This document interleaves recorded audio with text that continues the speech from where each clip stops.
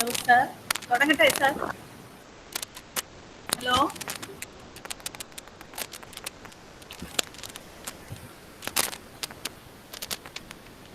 Hello sir, കേൾക്കാമോ? കേൾക്കാം കേൾക്കാം. സാർ തുടങ്ങട്ടെ? ഓക്കെ, തുടങ്ങിക്കോ. വെള്ളായണി കാർഷിക കോളേജിലെ ഹോർട്ടിക്കൾച്ചർ വിഭാഗങ്ങൾ സംയുക്തമായി സംഘടിപ്പിക്കുന്ന സുഭിക്ഷ കേരളം ഉദ്യാന കൃഷിയിലൂടെ എന്ന വെബിനാർ പരമ്പരയിലേക്ക് ഏവരെയും ഹാർദവമായി സ്വാഗതം ചെയ്യുന്നു. നമ്മുടെ ഇന്നത്തെ വിഷയം പച്ചക്കറി വിളകളിൽ സങ്കരവിത്തിന്റെ പ്രസക്തി എന്നതാണ്. ഇന്നത്തെ ക്ലാസ് നയിക്കുന്നത് കേരള കാർഷിക സർവകലാശാലയിലെ ഡയറക്ടർ ഓഫ് പ്ലാനിങ്ങും തൃശ്ശൂരുള്ള കാർഷിക കോളേജിലെ പച്ചക്കറി ശാസ്ത്ര വിഭാഗം മേധാവിയുമായ ഡോക്ടർ ടി പ്രദീപ് കുമാർ സാറാണ്. കേരള കാർഷിക സർവകലാശാലയിൽ നിന്ന് ബിരുദവും ബിരുദാനന്തര ബിരുദവും ന്യൂഡൽഹിയിലെ ഇന്ത്യൻ അഗ്രികൾച്ചറൽ റിസർച്ച് ഇൻസ്റ്റിറ്റ്യൂട്ടിൽ നിന്ന് ഡോക്ടറേറ്റ് ബിരുദവും ഡോക്ടർ പ്രദീപ് കുമാർ സാർ കരസ്ഥമാക്കി. ഒട്ടനേകം പുരസ്കാരങ്ങളുടെയും ബഹുമതികളുടെയും ഉടമയാണ് ഡോക്ടർ പ്രദീപ് കുമാർ സാർ. മികച്ച ശാസ്ത്രജ്ഞനുള്ള കേരള സർക്കാരിന്റെ കൃഷി വിജ്ഞാൻ പുരസ്കാരം, Indian society of vegetable science നൽകുന്ന ഡോക്ടർ ഹർഭജൻ സിംഗ് പുരസ്കാരം മുതലായ അനേകം പുരസ്കാരങ്ങളും, Indian academy of horticultural science, Indian society of vegetable science, international society for noni science എന്നിവയുടെ ഫെലോ എന്നീ ബഹുമതികളും സാറിന് ലഭിച്ചിട്ടുണ്ട്. കേരള സംസ്ഥാന ആസൂത്രണ ബോർഡിലെ വർക്കിംഗ് ഗ്രൂപ്പ് അംഗമായി സാർ പ്രവർത്തിച്ചിട്ടുണ്ട്. അമേരിക്കയിലെ യൂണിവേഴ്സിറ്റി ഓഫ് വിസ്കോൺസിനിൽ നിന്ന് മാർക്കർ അസിസ്റ്റഡ് ബ്രീഡിങ്ങിൽ സാർ പരിശീലനവും നേടിയിട്ടുണ്ട്.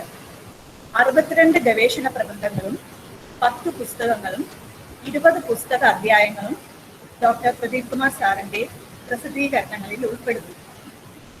ഉഷ്ണമേഖലാ പച്ചക്കറികളിൽ, പ്രത്യേകിച്ച് വെള്ളരിവർഗ പച്ചക്കറികളിൽ സങ്കര ഇനങ്ങൾ കേരളത്തിൽ വികസിപ്പിച്ചെടുത്തത് സാറിന്റെ സംഭാവനയാണ്.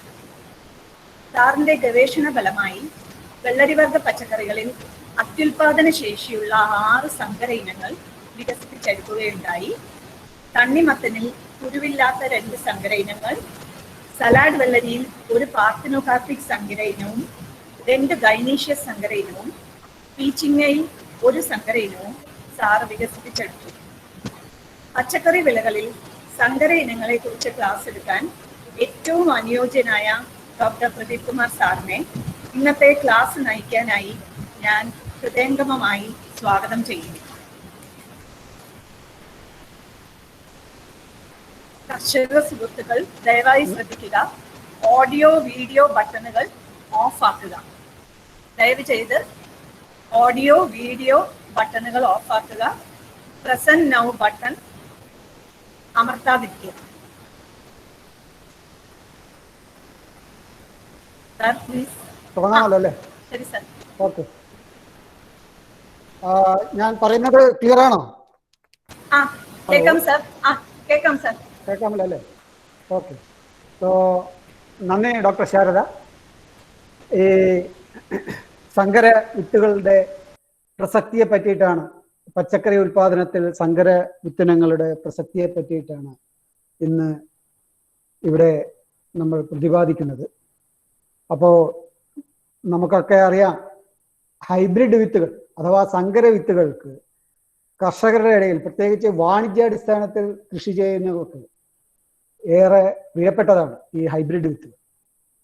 ഹൈബ്രിഡ് വിത്തുകൾക്കൊക്കെ ഭയങ്കര വിലയാണെന്ന് പറയുമ്പോഴും ഓരോ ഇനത്തിലും ഹൈബ്രിഡ് വിത്തുകൾ തേടി കർഷകർ നെട്ടോട്ടം ഓടുകയാണ്.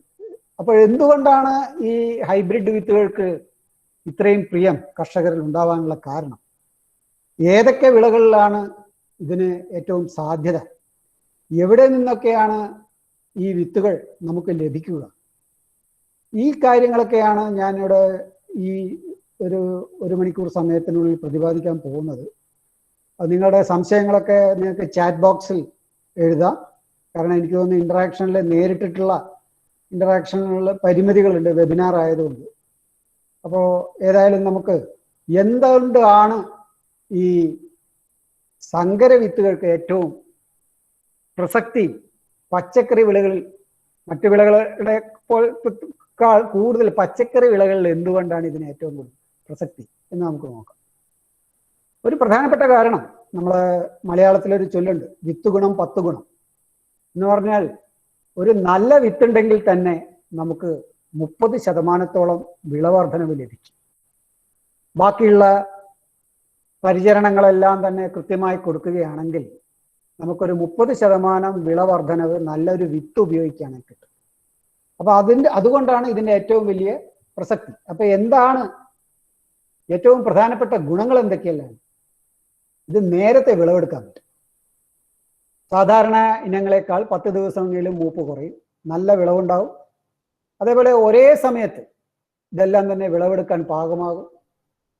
പിന്നെ രോഗപ്രതിരോധ ശേഷി കൂടുതലായിട്ട്, അത് പ്രത്യേകിച്ച് അതിൻ്റെ ആൺചെടിയും പെൺചെടിയും തിരഞ്ഞെടുക്കുമ്പോൾ ആ ഒരു ശാസ്ത്രജ്ഞൻ അതിൽ ശ്രദ്ധ കേന്ദ്രീകരിച്ചിട്ടുണ്ടെങ്കിൽ രോഗപ്രതിരോധ ശേഷിയും നമുക്ക് നന്നായിട്ട് ഈ സങ്കര ഇനത്തിൽ ഉണ്ടാക്കാൻ പറ്റും. അപ്പോൾ ഈ കാര്യങ്ങളൊക്കെ കൊണ്ടാണ് സങ്കര വിത്തുകളുടെ കൂടുതലായിട്ട് നമ്മുടെ കർഷകർക്ക് കൂടുതൽ അതിനോട് പ്രിയം ഉണ്ടാകാൻ കാരണം. പച്ചക്കറി ഉൽപാദനം ഇന്ത്യയിൽ ഇപ്പൊ ചിലർക്കെങ്കിലും താല്പര്യം ഉണ്ടാവും.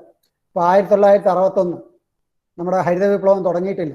ആ സമയത്ത് നമ്മുടെ ഈ ഉൽപാദനവും ഉൽപാദനക്ഷമതയും നോക്കിക്കഴിഞ്ഞാൽ കാണാം, കേവലം 2.78 മില്യൺ ഹെക്ടർ ആയിരുന്നു 1961. അതിപ്പോ 9.21 മില്യൺ ഹെക്ടർ സ്ഥലത്ത് നമ്മൾ കൃഷി ചെയ്യുന്നു. 162 മില്യൺ ടൺ പ്രൊഡക്ഷനായിട്ട് കൂടിയിട്ടുണ്ട്. 18 ലക്ഷം ടണ്ണിൽ നിന്നും അത് 162 ലക്ഷം ടണ്ണിലോട്ട് ഇപ്പോഴാണെന്നുണ്ടെങ്കിൽ അത് 200 മില്യൺ ലക്ഷം ടണ്ണിൽ മുകളിലോട്ട് നമ്മുടെ ഉൽപാദനം പോയിട്ടുണ്ട്. അതേപോലെ ഏറ്റവും വലിയൊരു കാര്യം പ്രൊഡക്ടിവിറ്റി എന്ന് പറയും, ഉൽപാദനക്ഷമത. ഒരു ഹെക്ടറിൽ നിന്നുള്ള ഉൽപാദനം 1960കളിൽ 6 ടൺ ഒരു ഹെക്ടറിന് കിട്ടുകയാണ്. ഇപ്പോൾ 17 ടണ്ണാണ്. പക്ഷേ ഈ 17 ടണ്ണും ഇപ്പോൾ നമുക്ക് കാണാം, ഈ 17 ടണ്ണും വേൾഡ് ആവറേജ് വെച്ച് നോക്കുമ്പോൾ, ലോകത്തിന്റെ ഇത് നോക്കുമ്പോൾ ഇന്ത്യയുടെ സ്ഥിതി ഇപ്പോഴും വളരെ താഴെയാണ്.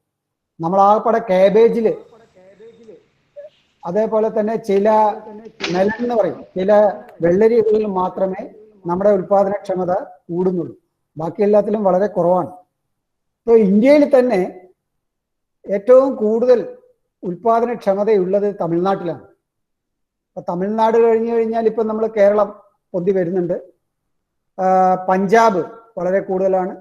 പക്ഷേ ഇപ്പോഴും ലോകത്തിലെ ശരാശരിയായി നോക്കുമ്പോൾ ഇന്ത്യൻ ശരാശരി കുറവ് തന്നെയാണ്. 17 ടൺ മാത്രമേ ഒരു ഹെക്ടറിൽ നിന്ന് നമുക്ക് ഉൽപാദനം. ആ ഉൽപാദനം ഇത്രയധികമൊക്കെ ഉൽപാദനം കൂട്ടണമെങ്കിൽ നമുക്ക് സങ്കരയിനം വിത്താണ് ഏറ്റവും.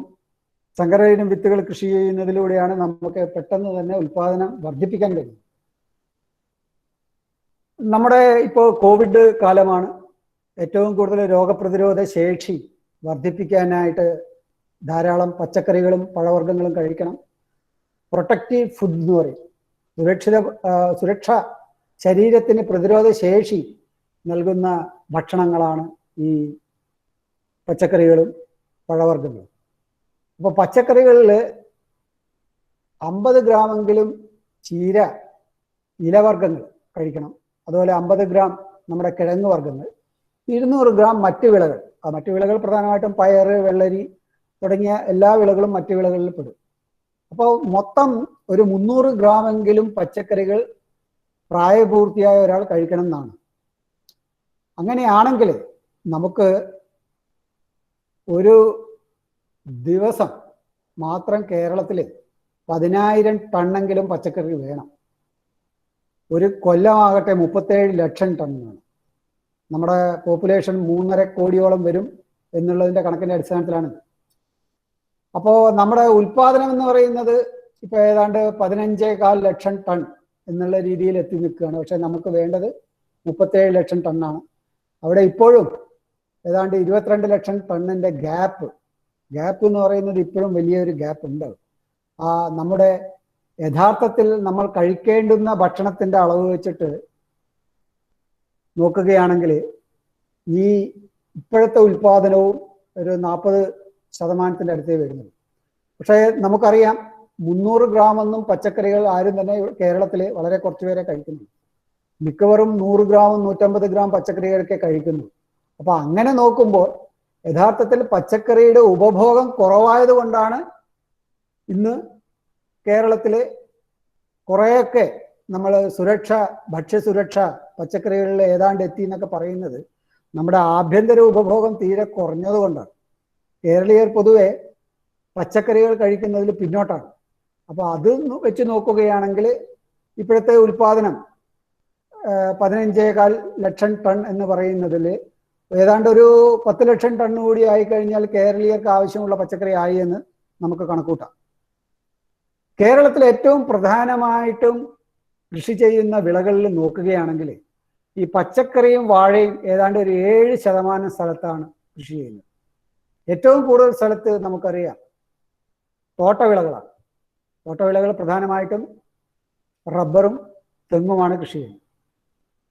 പിന്നെ സുഗന്ധവ്യഞ്ജനങ്ങൾ 17%, നമ്മുടെ നെല്ല് ഉൾപ്പെടെയുള്ള വിളകൾ 5%, പിന്നെ കാർഷികേതര വിളകൾ 26%. അപ്പോൾ യഥാർത്ഥത്തിൽ ഈ നെല്ലും പച്ചക്കറിയും വാഴയും കൂടിക്കഴിഞ്ഞു കഴിഞ്ഞാൽ ഏതാണ്ട് 12% മാത്രമേ നമ്മുടെ കൃഷിയോഗ്യമായ സ്ഥലത്ത് നമ്മൾ കൃഷി ചെയ്യുന്നുള്ളൂ എന്നതാണ്. അപ്പോൾ ചുരുങ്ങിയ സ്ഥലം മാത്രമേ നമുക്ക് കൃഷി ചെയ്യാൻ ലഭ്യമുള്ളൂ. അപ്പോൾ ആ ചുരുങ്ങിയ സ്ഥലത്ത് നിന്ന് ഉൽപാദനം വർദ്ധിപ്പിക്കണമെങ്കിൽ നമുക്ക്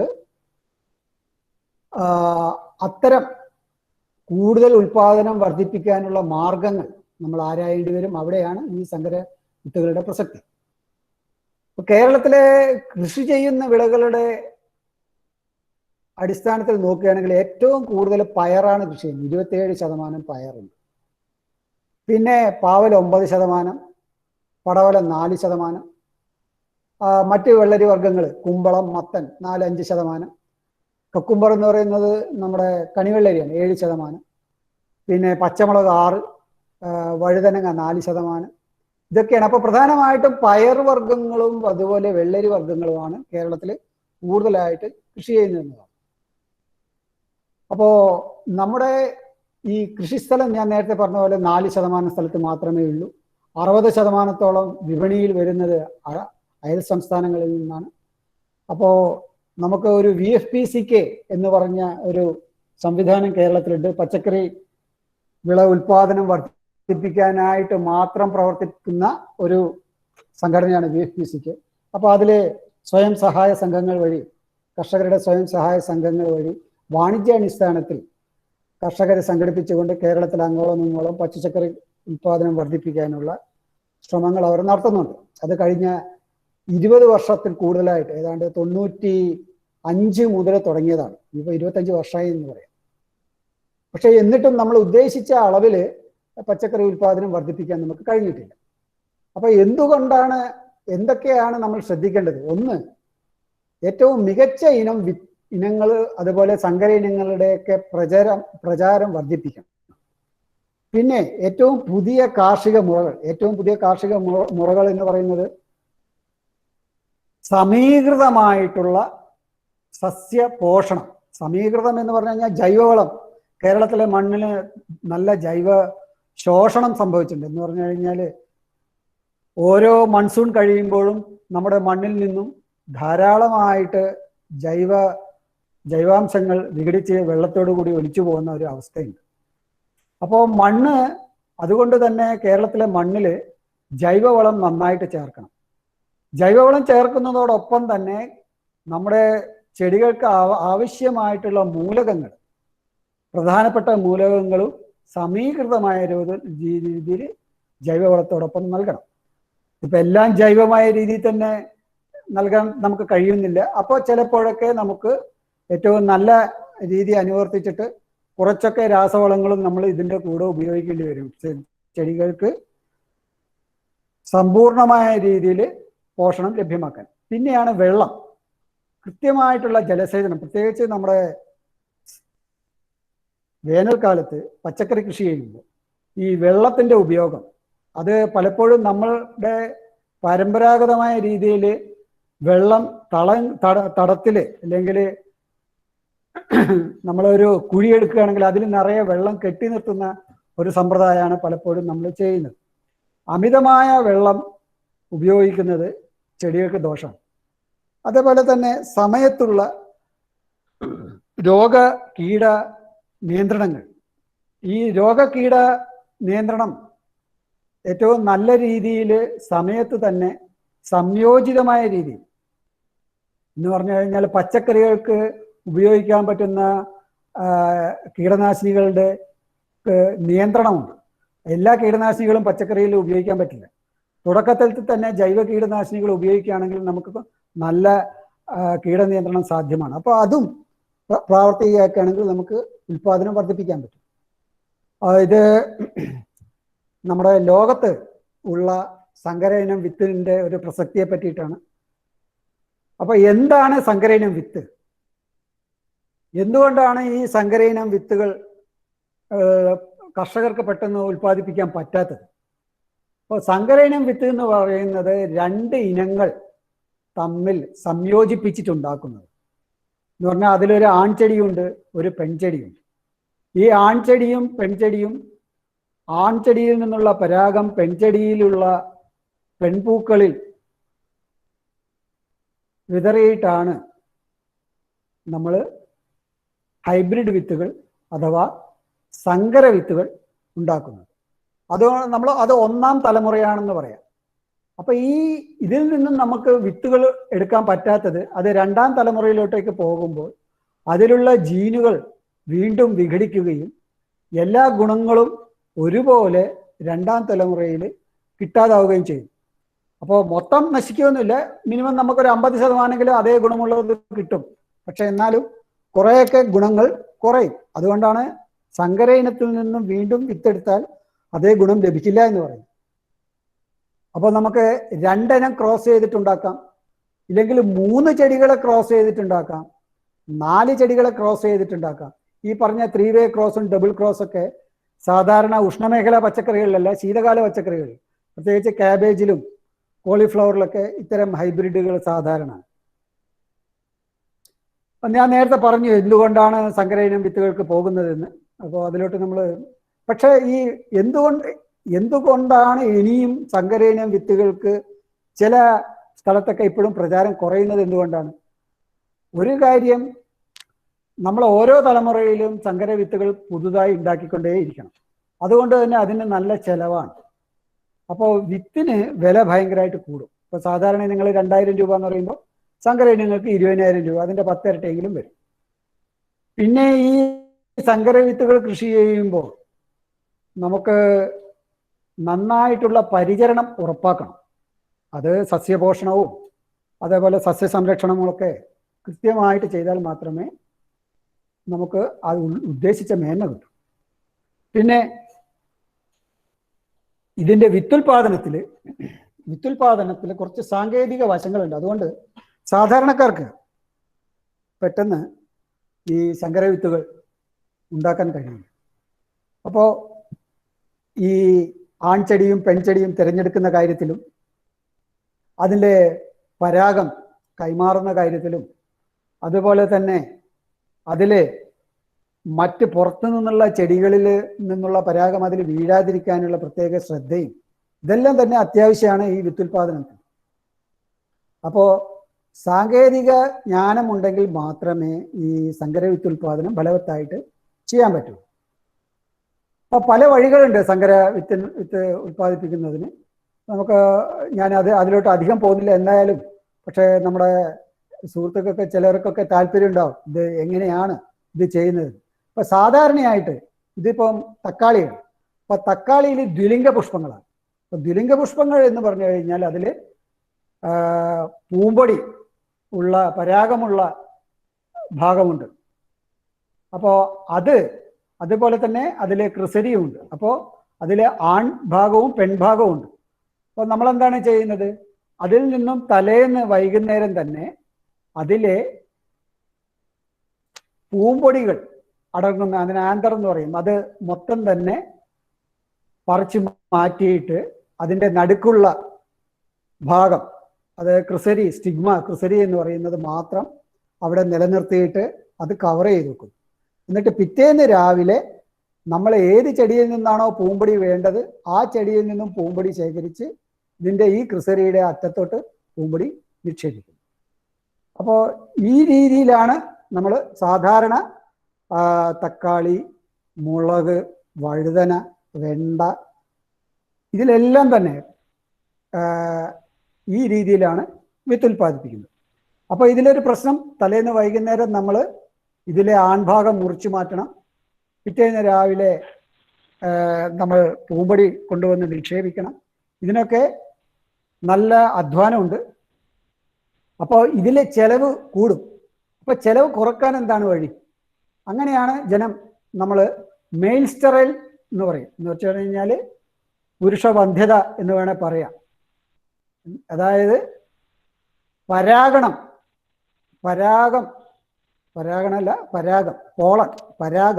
ആ പരാഗം മുളക്കാത്ത പരാഗമായി കഴിഞ്ഞു കഴിഞ്ഞാൽ അത്തരം ചെടികൾ നമ്മൾ മെയിൽ സ്റ്റെറൈൽ ചെടികൾ എന്ന് പറയും. അപ്പോൾ അതിലെന്താണ് ഗുണം? തലേന്ന് വൈകുന്നേരം നമ്മൾ അതിൻ്റെ ആ ആന്തർ, അതായത് ഈ പരാഗം നിറഞ്ഞ സഞ്ചികൾ, അതിൽ നിന്ന് അത് മാറ്റേണ്ട ആവശ്യമില്ല. കാരണം അതിലെ പരാഗം മുളക്കില്ല. അപ്പോൾ പിറ്റേന്ന് രാവിലെ നമുക്ക് ആവശ്യമുള്ള പൂമ്പൊടി വിതറിയാൽ നേരിട്ട് നമുക്ക് വിത്തുൽപാദനം സാധ്യമാവും. അപ്പോൾ ഈ ഒരു സാങ്കേതിക വിദ്യ ഇപ്പോൾ ഫലവത്തായിട്ട് പല ചെടികളിലും ഉപയോഗിക്കുന്നുണ്ട്. അതുകൊണ്ടുള്ള ഗുണം, നമുക്ക് താരതമ്യേന കുറഞ്ഞ ചെലവിൽ സങ്കരവിത്തുകൾ ഉണ്ടാക്കാൻ പറ്റും. അപ്പോൾ അങ്ങനെ ഉണ്ടാക്കിയ ഒരു ഹൈബ്രിഡാണിത്. CH1. ഇത് പഞ്ചാബ് അഗ്രികൾച്ചർ യൂണിവേഴ്സിറ്റിയിൽ നിന്നും പുറത്തിറക്കിയ ഒരു മുളക് ഇനമാണ്. അതേപോലെ തന്നെ ഈ രീതി ഉപയോഗിച്ചിട്ടാണ് ഞരമ്പൻ, റിഡ്ജ് ഗോഡ് അഥവാ ഞരമ്പനിലെ ഏറ്റവും പുതുതായിട്ട് നമ്മുടെ കാർഷിക സർവകലാശാലയിൽ നിന്നും ഇവിടെ നിന്ന് തന്നെ KRH1 എന്ന് പറഞ്ഞ ഒരു ഞരമ്പൻ ഹൈബ്രിഡ് ഉണ്ടാക്കിയിരിക്കുന്നു. അപ്പോൾ ഇതിൽ സാധാരണ ഞരമ്പൻ പൂങ്കുലയായിട്ടാണ് ആൺ പൂക്കൾ ഉണ്ടാവുക. വെള്ളരി വർഗ്ഗങ്ങളിൽ നിങ്ങൾക്കറിയാം, ആൺചെടിയും ആൺപൂക്കളും പെൺപൂക്കളും വെവ്വേറെയാണ് ഉണ്ടാവുന്നത്. ചില വെള്ളരി വർഗ്ഗങ്ങളിൽ, പ്രത്യേകിച്ച് ഞരമ്പൻ അഥവാ പൊട്ടിക്കയിൽ, ആൺപൂക്കൾ കൊലകൊലയായിട്ടാണ് ഉണ്ടാവുക. പടവലത്തിലും അതുപോലെ തന്നെ ശ്രദ്ധിച്ച കാണാം, ആൺപൂക്കൾ കൊലകൊലയായിട്ടാണ് ഉണ്ടാവുക. അപ്പോൾ ഇതിലൊരു പ്രതിഭാസമുണ്ട്, ചില ചെടികളിൽ ആൺപൂക്കൾ വിടരില്ല. അപ്പോൾ അത് വന്ധ്യത പ്രകടിപ്പിക്കുന്ന ചെടികളാണ്. അപ്പോൾ അത്തരം ചെടികളിൽ പെൺപൂക്കൾ ധാരാളം വിടരുകയും ചെയ്യും. അപ്പോൾ അത്തരം ചെടികൾ ഉപയോഗിച്ചിട്ട് നമുക്ക് വളരെ എളുപ്പത്തിൽ സങ്കരവിത്തുകൾ ഉണ്ടാക്കാം. കാരണം ഈ ആൺപൂക്കൾ വിടരാത്ത ചെടികളെ മാതൃ ചെടികളായിട്ട് ഉപയോഗിച്ചുകൊണ്ട്, പെൺചെടികളായിട്ട് ഉപയോഗിച്ചുകൊണ്ട് തുറസായ സ്ഥലത്ത് പെൺചെടികളും ആൺചെടികളും ഇടകലർത്തി നട്ടു കഴിഞ്ഞാൽ, പ്രത്യേകിച്ച് ഒന്നും ചെയ്യാതെ തന്നെ അത്തരം പെൺചെടികളിൽ ഉണ്ടാവുന്ന കായയിൽ വരുന്ന വിത്തുകളെല്ലാം തന്നെ സങ്കരവിത്തുകളായിരിക്കും. അപ്പോൾ വളരെ വില കുറഞ്ഞ് നല്ല ഗുണമേന്മയുള്ള വിത്തുകൾ നമുക്ക് കർഷകർക്ക് ലഭ്യമാക്കാൻ പറ്റും. അപ്പോൾ ആ രീതി അനുവർത്തിച്ചിട്ടാണ് ഇവിടെ ഈ ഒരു KRH1 എന്ന് പറഞ്ഞ ഹൈബ്രിഡ് ഉണ്ടാക്കിയിരിക്കുന്നത്. ഇതാണത്. നല്ല കടും പച്ച നിറമുള്ള നീളമുള്ള കായയാണ്. KRH1 ആണത്. അപ്പോൾ അതിനെ ആ സങ്കര വിത്തുകൾ ഉണ്ടാക്കാനായിട്ട് നമ്മൾ 3 ലൈൻ ബ്രീഡിംഗ് പറയും. അപ്പോൾ അതിൽ അതിൻ്റെ ഫെർട്ടിലിറ്റി, അതായത് അതിൻ്റെ വന്ധ്യത മാറ്റാനായിട്ട് നമ്മൾ ഒരു ചെടി ഉപയോഗിക്കേണ്ടി വരും. കാരണം എന്നാൽ മാത്രമേ അതിൻ്റെ മാതൃസസ്യത്തെ നമുക്ക് നിലനിർത്താൻ പറ്റുള്ളൂ. അപ്പോൾ അതിനുവേണ്ടി നമ്മൾ ഒരു പ്രത്യേക ചെടികൾ ഇതിൽ വികസിപ്പിക്കേണ്ടി വരും. അപ്പോൾ അതുപോലെ തന്നെ ആ ഇനത്തിൻ്റെ അതിൻ്റെ ജനിതക സ്വഭാവം മാറാതെ നിലനിർത്താനായിട്ട് മെയിൻറ്റെയിനർ ലൈൻ എന്ന് പറഞ്ഞ വേറൊരു ഇനവും വികസിപ്പിക്കേണ്ടി വരും. അങ്ങനെ 3 ഇനങ്ങൾ ഒരേ സമയം വികസിപ്പിച്ചാൽ മാത്രമേ ഇത്തരം ഒരു സാങ്കേതിക വിദ്യ വെള്ളരി വർഗത്തിൽ ഉപയോഗിക്കാൻ പറ്റുള്ളൂ. അപ്പോൾ അങ്ങനെ ആദ്യമായിട്ടാണ് ഈ ഒരു രീതി ഉപയോഗിച്ച് വെള്ളരി വർഗത്തിൽ നമ്മളൊരു സങ്കര ഇനം പുറത്തിറക്കിയിരിക്കുന്നത്. അപ്പോൾ ആ സങ്കര ഇനത്തിൻ്റെ ഒരു പ്രത്യേകത എന്താണെന്ന് പറഞ്ഞു കഴിഞ്ഞാൽ, ഈ ഇനം പുരുഷവന്ധ്യത പ്രകടിപ്പിക്കില്ല. അതായത് ഈ സങ്കര ഇനം, ഇതിൻ്റെ വിത്ത് കൊണ്ടുപോയി കർഷകർ കൃഷി ചെയ്യുമ്പോൾ അതിൽ സാധാരണ പോലെ തന്നെ ആൺപൂക്കളും പെൺപൂക്കളും ഉണ്ടാവും, പരാഗം നടക്കും, വേറെ പ്രത്യേകിച്ച് ഒരു പ്രശ്നം ഉണ്ടാവില്ല. പക്ഷെ അതിൻ്റെ മാതൃസസ്യം ആയിട്ട് ഉപയോഗിക്കുന്ന ചെടികളിലാണ് നമ്മൾ പരാഗവന്ധ്യത ഉണ്ടാവുന്നത്. അത് നിലനിർത്താനായിട്ടാണ് നമ്മൾ പ്രത്യേക ചെടികളെ വികസിപ്പിച്ചെടുക്കുന്നത്. അതുപോലെ തന്നെയാണ് ഈ വെള്ളരി വർഗത്തിൽ സലഡ് കുക്കുംബറിൽ പല ഇനങ്ങളുണ്ട്. പ്രത്യേകിച്ച് സലഡ് കുക്കുംബറിൽ നമ്മൾ വെള്ളരി വർഗ്ഗങ്ങളുടെ ഒരു പ്രത്യേകത, ആൺപൂക്കളും പെൺപൂക്കളും പല രീതിയിൽ ചെടികളിലുണ്ടാവും. ചില ചെടികളിൽ പെൺപൂക്കൾ മാത്രമേ ഉണ്ടാവൂ. അപ്പൊ അത്തരം ഇനങ്ങൾ ഉപയോഗിച്ചു കഴിഞ്ഞാൽ അതിനെ നമുക്ക് വേണമെന്നുണ്ടെങ്കിൽ പെൺചെടികൾ എന്ന് പറയാം. എന്ന് പറഞ്ഞാൽ അതിൽ ആൺപൂക്കൾ ഉണ്ടാവുകയില്ല. അപ്പോൾ അത്തരം പെൺചെടികൾ ഉപയോഗിച്ച് ഈ നേരത്തെ പറഞ്ഞ പുരുഷവന്ധ്യത എന്നുള്ള ഒരു പ്രതിഭാസമല്ല ഇവിടെ പെൺചെടികളിൽ ഒരു കാരണവശാലും ആൺപൂക്കളെ ഉണ്ടാവുന്നില്ല. മറ്റേതിൽ ആൺപൂക്കൾ ഉണ്ടാവുമെങ്കിലും ആ ആൺപൂക്കളിൽ പരാഗം ഉണ്ടാവുന്നില്ല എന്നുള്ളതാണ്. ഇവിടെ ആൺപൂക്കളെ ഉണ്ടാവുന്നില്ല. അപ്പോൾ അത്തരം പെൺചെടികൾ ഉപയോഗിച്ചിട്ട്, നമ്മൾ അതിനെ ഗൈനീസി എന്ന് പറയും, അത്തരം പെൺചെടികൾ ഉപയോഗിച്ചിട്ട്, ഇപ്പോൾ പടത്തിൽ നിങ്ങൾക്ക് കാണാം ഓരോ ഞെട്ടിലും ഇങ്ങനെ കായ വരും. അപ്പോൾ ആ ചെടികൾ ഉപയോഗിച്ചിട്ട് നമുക്ക് സങ്കര വിത്തുകൾ വളരെ എളുപ്പത്തിൽ ഉണ്ടാക്കാം. കാരണം ഇത്തരം പെൺപൂക്കൾ ഉണ്ടാവുന്ന ചെടികളെ മാതൃസസ്യമായി ഉപയോഗിക്കുക, എന്നിട്ട് നമുക്ക് ആവശ്യമുള്ള ആൺചെടിയെ നിന്നും പരാഗം തുറസായ സ്ഥലത്ത് നിന്ന് തന്നെ പരാഗം വീഴുക, ട്രാൻസ്ഫർ, അതിൻ്റെ പരാഗണം നടത്താനായിട്ട് നമ്മൾ അനുവദിക്കുകയാണെങ്കിൽ ഇതിൻ്റെ മാതൃസസ്യത്തിൽ നിന്നും വിത്തുകൾ എടുത്തു കഴിഞ്ഞാൽ അതെല്ലാം തന്നെ സങ്കര വിത്തുകളായി. ആ രീതിയിൽ നമ്മൾ 3 ഹൈബ്രിഡുകൾ ഇവിടെ നിന്ന് പുറത്തിറക്കിയിട്ടുണ്ട്. അതാണിപ്പം നിങ്ങൾ കാണുന്നത്. ഇതിൻ്റെ പേരാണ് ഹീര, അതേപോലെ ഇത് ശുഭ്ര. അപ്പോൾ ഇതിൻ്റെ വിത്ത്, ഇത് സലഡ് കുക്കുംബർ എന്ന് പറയുന്ന പ്രത്യേക ഇനമാണ്.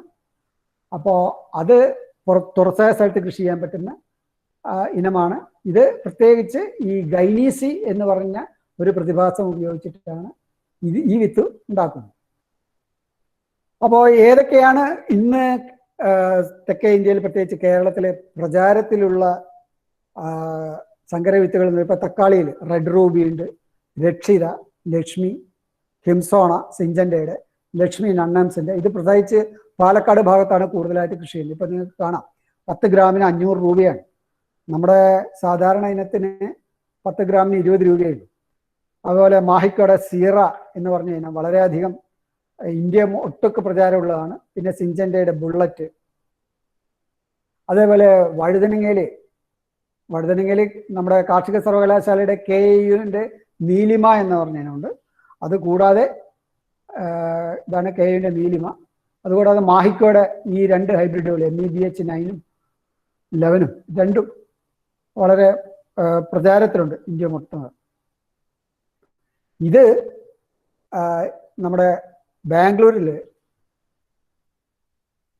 ഇന്ത്യൻ കാർഷിക ഗവേഷണ കേന്ദ്രത്തിൻ്റെ ഒരു പ്രധാന കേന്ദ്രമുണ്ട്, Indian institute of horticulture research എന്ന് പറയും, IIHR. അവർ പുറത്തിറക്കിയ 2 ഹൈബ്രിഡുകളാണ്. ഇത് തക്കാളിയിൽ ഇന്ന് ഇന്ത്യയിൽ ഏറ്റവും പ്രചാരമുള്ള ഹൈബ്രിഡുകളാണ്. ഇത് കേരളത്തിലും നല്ല പെർഫോമൻസ് ആണ് കാണിക്കുന്നത്. കാരണം ഇതിന് 3 രോഗങ്ങൾക്ക് എതിരെ പ്രതിരോധ ശേഷിയുണ്ട്. ഒന്ന് ടൊമാറ്റോ ലീഫ് കേൾ വൈറസ്, പിന്നെ ബാക്ടീരിയൽ വിൽട്ട്, പിന്നെ ഏർലി ബ്ലൈറ്റ്. അപ്പോൾ ഇതിൽ ഒന്ന് വൈറസാണ്, ഒന്ന് ബാക്ടീരിയയാണ്, മറ്റേത് ഫംഗസാണ്.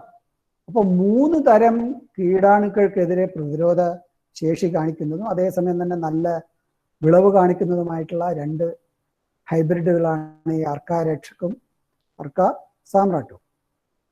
ഇത് ഞാൻ നേരത്തെ കാണിച്ചതാണ്. CH1ഉം CH3ഉം ഈ മെയിൽ സ്റ്റെറൈൽ ലൈൻ ഉപയോഗിച്ചിട്ടുണ്ടാക്കിയ മുളക് ഇനങ്ങളാണ്. ഇത് നേരത്തെ ഞാൻ പറഞ്ഞു, മുളകിൽ സീറ എന്ന് പറഞ്ഞ ഇനം ഏറ്റവും കൂടുതൽ കേരളത്തിൽ മാത്രമല്ല ഇന്ത്യ ഒട്ടാകെ കൃഷി ചെയ്യുന്ന പച്ചമുളക് ഇനമാണ്. മാഹിക്കോടെ ഏറ്റവും പ്രചാരത്തിലുള്ള ഇനമാണ് സീറ. അതേപോലെ പാവലിലും ഇപ്പോൾ മോണോലിസ എന്ന് പറഞ്ഞ ഒരു ഇനമുണ്ട്, ചക്കാറ്റ സീഡിന് വെള്ള നിറത്തിൽ നീളമാണ്, വളരെ അധികം വിളപ്പിലുമുള്ളതാണ്. അതേപോലെ ഈസ്റ്റ് വെസ്റ്റിൻ്റെ പാലി, അതേപോലെ കുമ്പളത്തിലെ വിരാട്ട് രാസി സീഡ്സിൻ്റെ, നമ്മുടെ കാർഷിക സർവകലാശാലയിൽ നിന്നും സലഡ് കുക്കുംബറിൽ KPCH 1 ഉണ്ട്. അതേപോലെ മാലിനി സെമിനി സീഡ്സിൻ്റെ, രാസി സീഡ്സിൻ്റെ ചിത്ര, ഇതെല്ലാം തന്നെ ഇന്ത്യയിൽ വളരെയധികം പ്രചാരത്തിലുള്ള ഹൈബ്രിഡുകളാണ്. ഞാൻ നേരത്തെ പാവലിൻ്റെ കാര്യം പറഞ്ഞു. ഇപ്പോൾ പാവലിൽ ഇന്ത്യൻ അഗ്രികൾച്ചർ റിസർച്ച് ഇൻസ്റ്റിറ്റ്യൂട്ട് ഡൽഹിയിൽ നിന്നും ഇറക്കിയ ഒരു ഹൈബ്രിഡാണ് പൂസ ഹൈബ്രിഡ് ഒന്ന്. ഇത് പക്ഷേ നല്ല വിളപ്പൊലിമ ഉണ്ടെങ്കിലും പച്ച നിറമുള്ള കായയാണ്. അതേപോലെ വാരണാസിയിൽ നിന്നും കാശി ഉർവശി എന്ന് പറഞ്ഞ ഒരെണ്ണം പുറത്തിറക്കിയിട്ടുണ്ട്. അതും നല്ല വിളപ്പൊലിമയുള്ളതാണ്. ഞാൻ നേരത്തെ പറഞ്ഞ സക്കാട്ട സീഡ്സിൻ്റെയാണ് ഈ മൊണോലിസ. വെള്ള നിറമുള്ള നീളമുള്ള കായ്കളാണ്. കേരളത്തിലെ മിക്ക കർഷകരും ഇപ്പോൾ ഇത് കൃഷി ചെയ്യുന്നുണ്ട്, പാവൽ കർഷകർ, മൊണോലിസ. അതേപോലെയാണ് മായ. തൃശ്ശൂർ പഴയന്നൂർ ഭാഗത്തൊക്കെ ഏറ്റവും കൂടുതൽ കൃഷി ചെയ്യുന്ന ഒരു ഇനമാണ് മായ. ഒരു സങ്കര ഇനമാണ്, നല്ല വിളപ്പൊലിമയുള്ള ഇനമാണ് മായ. പാലി ഈസ്റ്റ് വെസ്റ്റിൻ്റെ തന്നെ പച്ച നിറമുള്ള കായ്കളാണ് പാലിക്ക്, പക്ഷെ നല്ല വിളപ്പൊലിമയുള്ള ഇനം. മത്തനിൽ പൂസ ഹൈബ്രിഡ് 1 എന്ന് പറഞ്ഞ ഒരെണ്ണമുണ്ട്. അത് നല്ല ഇന്ത്യൻ അഗ്രികൾച്ചർ റിസർച്ച് ഇൻസ്റ്റിറ്റ്യൂട്ട് ന്യൂഡൽഹിയിൽ നിന്നും പുറത്തിറക്കിയാണ്. നല്ല വിളപ്പൊലിമയുള്ള ഇനമാണത്. അതേപോലെ തണ്ണിമത്തനിൽ പ്രത്യേകിച്ച് ഇപ്പോൾ കേരളത്തിൽ തണ്ണിമത്തൻ കൃഷി കുറവാണെങ്കിലും തെക്കേ ഇന്ത്യയിൽ തണ്ണിമത്തൻ വ്യാപകമായിട്ട് കർണാടക, തമിഴ്നാട്, പോണ്ടിച്ചേരിയിൽ കൃഷി ചെയ്യുന്നുണ്ട്. കേരളത്തിൽ നമുക്കറിയാം, ലോറിയിൽ ട്രക്കിൽ കൊണ്ടുവന്നിട്ട് നാഷണൽ ഹൈവേ കേന്ദ്രീകരിച്ചിട്ട് ഏതാണ്ട് എല്ലാ മാസങ്ങളിലും തണ്ണിമത്തൻ്റെ ഏറ്റവും വലിയൊരു മാർക്കറ്റാണ് കേരളം. അപ്പോൾ അതേസമയം കേരളത്തിൽ വാണിജ്യാടിസ്ഥാനത്തിൽ തണ്ണിമത്തൻ കൃഷി വളരെ കുറവാണ് എന്ന് തന്നെ പറയാം. അപ്പോൾ തണ്ണിമത്തനിൽ നല്ല സങ്കര ഇനങ്ങൾ ഇപ്പോഴുണ്ട്. ഒന്ന് അർക്ക ആകാശ് IHR ബാംഗ്ലൂരിൽ നിന്നുള്ള ഇനമാണ്, കുരുവുള്ള ഇനമാണ്. അതേപോലെ അർക്ക ഐശ്വര്യ കുറച്ച് നീളമുള്ള ഇനമാണ്, കുരുവുള്ള ഇനം തന്നെയാണ്, നല്ല വിളപ്പൊലിമയുള്ളതാണ്. അതേപോലെ തന്നെ നമ്മുടെ നാട്ടിൽ ഇപ്പോൾ പ്രചാരത്തിൽ വരുന്ന ഒരു വിളയാണ് ഈ ബോട്ടിൽ ഗോഡ് എന്ന് പറയും, ചിരക്ക. ചിരക്കയുടെ ഒരു പ്രത്യേകത ഏറ്റവും കുറഞ്ഞ കീടാക്രമണമുള്ള, അതായത് ഏത് സ്ഥലത്തും കൃഷി ചെയ്യാൻ പറ്റുന്ന ഒരു വെള്ളരി വർഗ്ഗ വിളയാണ് ഈ ചിരക്ക. അപ്പോൾ അതിൽ പൂസ ഹൈബ്രിഡ് 3 എന്ന് പറഞ്ഞ ഇനമുണ്ട്. അതേപോലെ കാശി ബഹാർ വാരണാസിയിൽ നിന്നുള്ള ഇനമുണ്ട്.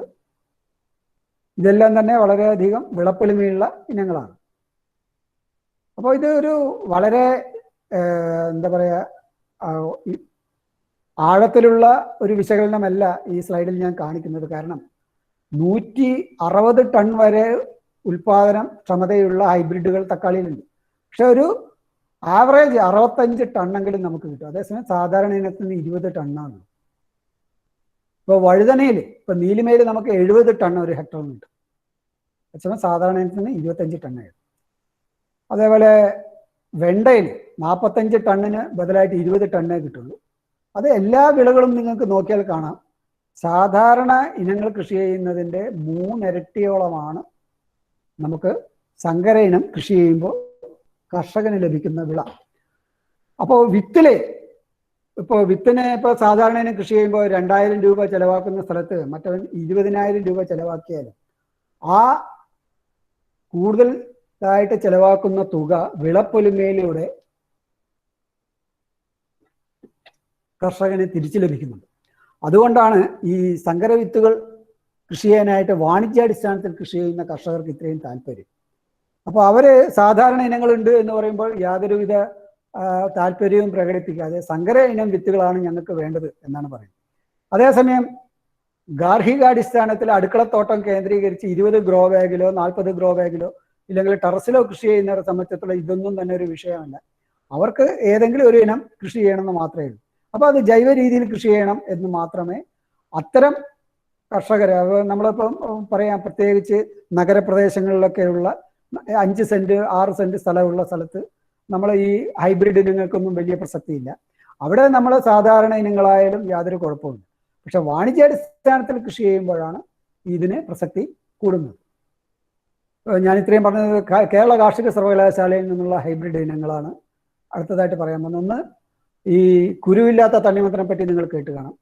അപ്പോൾ അത് അതിൻ്റെ വിത്ത്, അതിപ്പോൾ ഏറ്റവും കൂടുതൽ കൃഷി ചെയ്യാൻ പറ്റുന്ന സമയമാണ് ഈ വൃശ്ചിക മാസം എന്ന് പറഞ്ഞു കഴിഞ്ഞാൽ. തുലാം വൃശ്ചിക മാസങ്ങളിൽ ഒക്ടോബർ നവംബറിലാണ് ഈ തണ്ണിമത്തൻ ഏറ്റവും നന്നായിട്ട് കൃഷി ചെയ്യാൻ പറ്റുന്നത് കേരളത്തിൽ, കേട് കുറവായിട്ട്.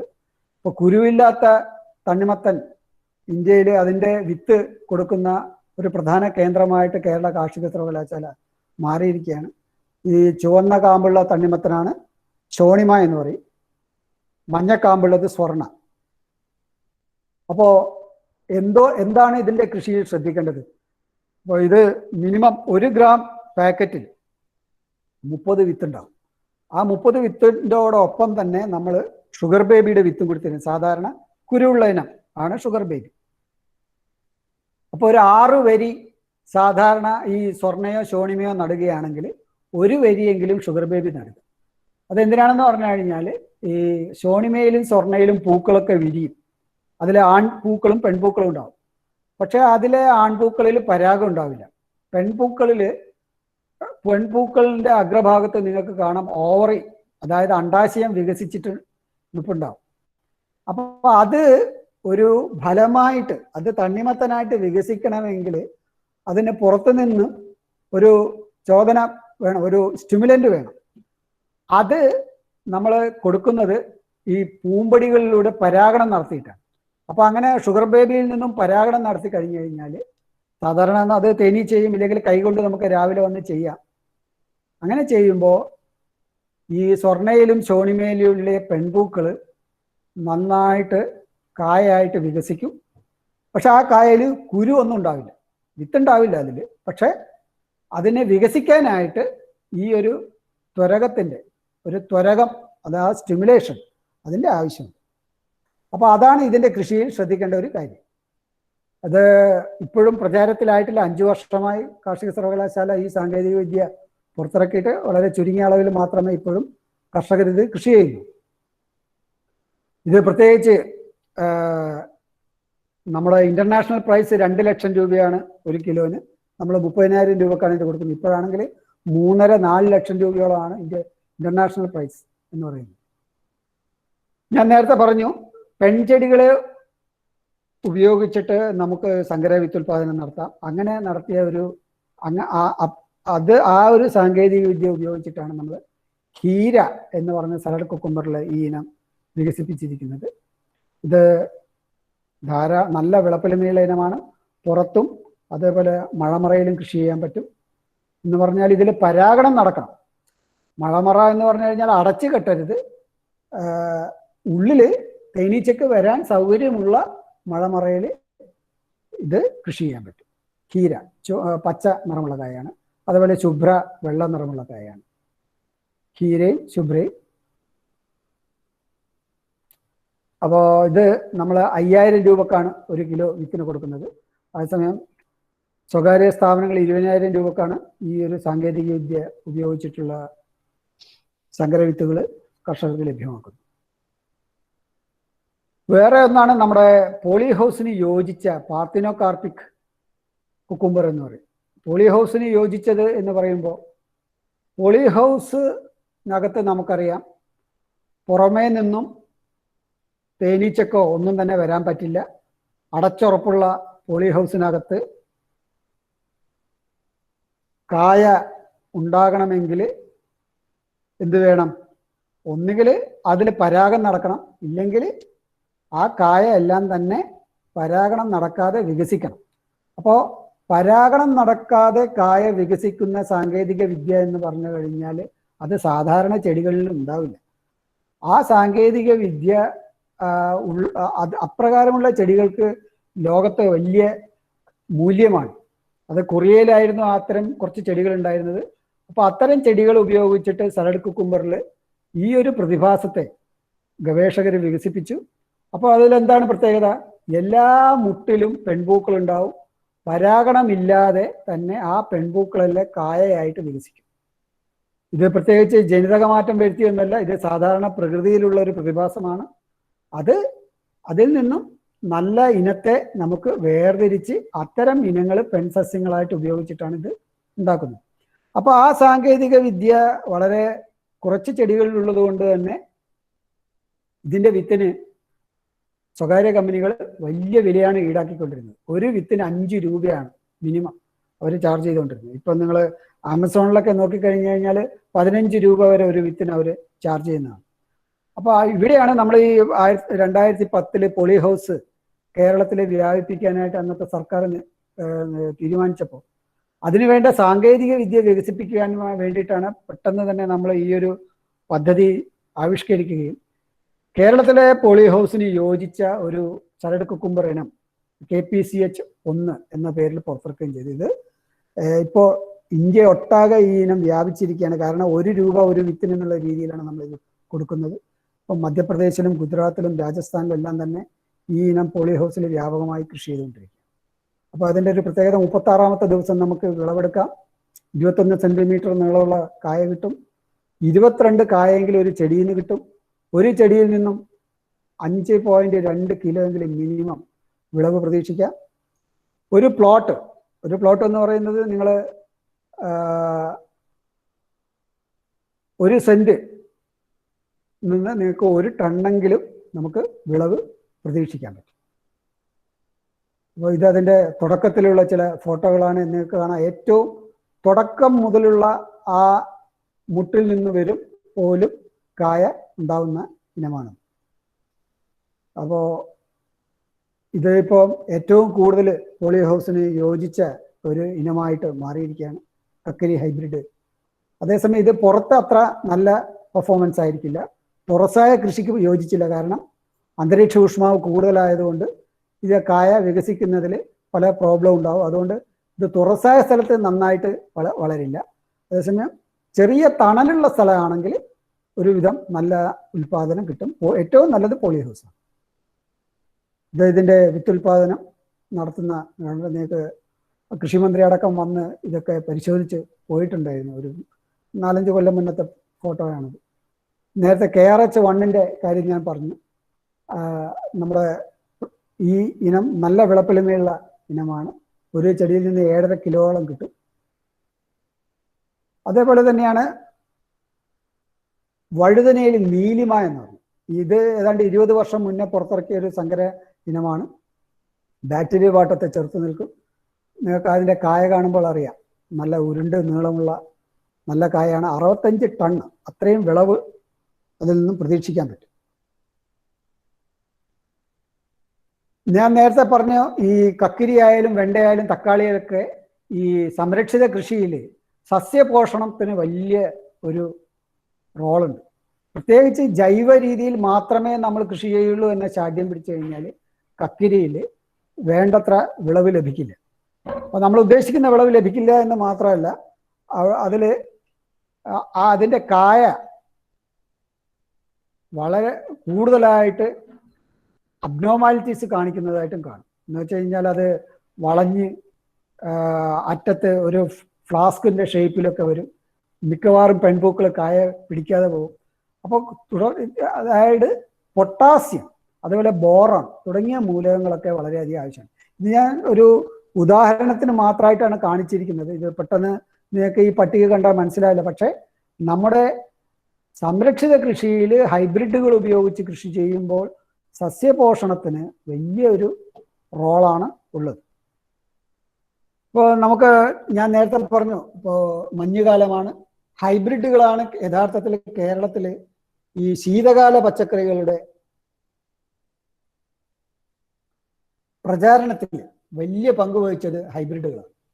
പ്രത്യേകിച്ച് ട്രോപ്പിക്കൽ ഇനങ്ങളെന്ന് പറയും. അതായത് ഉഷ്ണ കാലാവസ്ഥയെ പ്രതിരോധിക്കാൻ പറ്റുന്ന, ആർദ്രതയും അന്തരീക്ഷ ഊഷ്മാവും കൂടിയ ഒരു കാലാവസ്ഥയാണ് കേരളത്തിൽ. നമ്മളെ വാം ഹ്യൂമിഡ് ട്രോപ്പിക്സ് എന്ന് പറയും.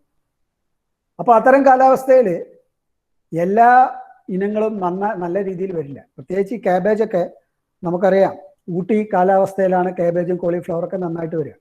എന്നാലിപ്പോൾ കഴിഞ്ഞ 10-20 വർഷമായിട്ട് ഈ ഹൈബ്രിഡുകളുടെ വരവോട് കൂടിയിട്ട് നമുക്ക് ക്യാബേജും കോളിഫ്ലവറും ഈ നവംബർ, ഡിസംബർ, ജനുവരി മാസങ്ങളിൽ വ്യാപകമായിട്ട് കേരളത്തിൽ കൃഷി ചെയ്യാൻ പറ്റുന്നുണ്ട്. അപ്പോൾ അതിൽ ഹൈബ്രിഡാണ് ഒരു പ്രധാന. അതിൽ ഇപ്പം ഈ ഹൈബ്രിഡിൻ്റെ പേര് പൂസ അഗത്തി. ഇത് ഹൈബ്രിഡ് അല്ല, സാധാരണ ഇനമാണ്. പക്ഷേ ഇതിൻ്റെ ഒരു പ്രത്യേകത, ഇതിൻ്റെ വിത്ത് നമുക്ക് ഇത് ന്യൂഡൽഹിയിൽ നിന്നാണ്, നമ്മുടെ IRAയിൽ നിന്ന് ഉണ്ടാക്കിയതാണ്, ഇന്ത്യൻ അഗ്രികൾച്ചർ റിസർച്ച് ഇൻസ്റ്റിറ്റ്യൂട്ടിൽ നിന്ന് ഉണ്ടാക്കിയതാണ്. ഇത് സമതല പ്രദേശങ്ങളിലും ഇതിൻ്റെ വിത്ത് ഉണ്ടാക്കാൻ പറ്റും. ഇപ്പോൾ ക്യാബേജിൻ്റെയും കോളിഫ്ലവറിൻ്റെ പ്രശ്നം, അത് പൂക്കില്ല സാധാരണ സമതല പ്രദേശങ്ങളിൽ. പൂക്കണമെങ്കിൽ അത് നല്ല ഹിമാലയ സാനുക്കള്, അതേപോലെ നമ്മുടെ ഊട്ടി കാലാവസ്ഥ, ഹിമാചൽ പ്രദേശ്, അങ്ങനെ ഉത്തരേന്ത്യയിലുള്ള പർവ്വത മേഖലകളിലൊക്കെയാണ് ഇത് പൂക്കുള്ളൂ. പക്ഷേ ഈ പൂസ അഗത്തി സാധാരണ സമതല പ്രദേശങ്ങളിലും പൂക്കും, അത്തരം ഒരു ഇനമാണ്. അപ്പോൾ അത് ഉഷ്ണമേഖലക്ക് പറ്റിയ ഒരു ഇനമാണ്. ഹൈബ്രിഡുകൾ ഇപ്പോൾ പ്രൈവറ്റ് കമ്പനിക്കാരുടെ ഹൈബ്രിഡാണ് കേരളത്തിൽ ഏറ്റവും കൂടുതലായിട്ട്. ബിജോ ശീതളിൻ്റെ ബജ്രംഗ് സുധ സ്വർണ ഒക്കെ നന്നായിട്ട് കേരളത്തിൽ കൃഷി ചെയ്യാൻ പറ്റുന്ന ഇനങ്ങളാണ്. മാഹിക്കോയുടെ ശ്രീ ഗണേഷ് ഗോളും ഹരിറാണി ഗോളും കേരളത്തിന് യോജിച്ചതാണ്. ഇപ്പോൾ ഏറ്റവും കൂടുതൽ കേരളത്തിൽ കൃഷി ചെയ്യുന്ന നാംധാരി സീഡ്സിൻ്റെ ഈ രണ്ടിനങ്ങൾ, ഒന്ന് NS 160 75 ദിവസം കൊണ്ട് വിളവെടുക്കാൻ പറ്റും.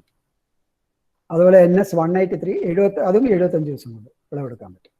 അപ്പോൾ ഈ ഹൈബ്രിഡുകൾ നല്ല ഉരുണ്ട റൗണ്ട് ഹെഡ് എന്ന് പറയും, എന്ന് വെച്ച് കഴിഞ്ഞാൽ നല്ല ഉരുണ്ട തലയോടുകൂടിയ ഹൈബ്രിഡുകളാണ്.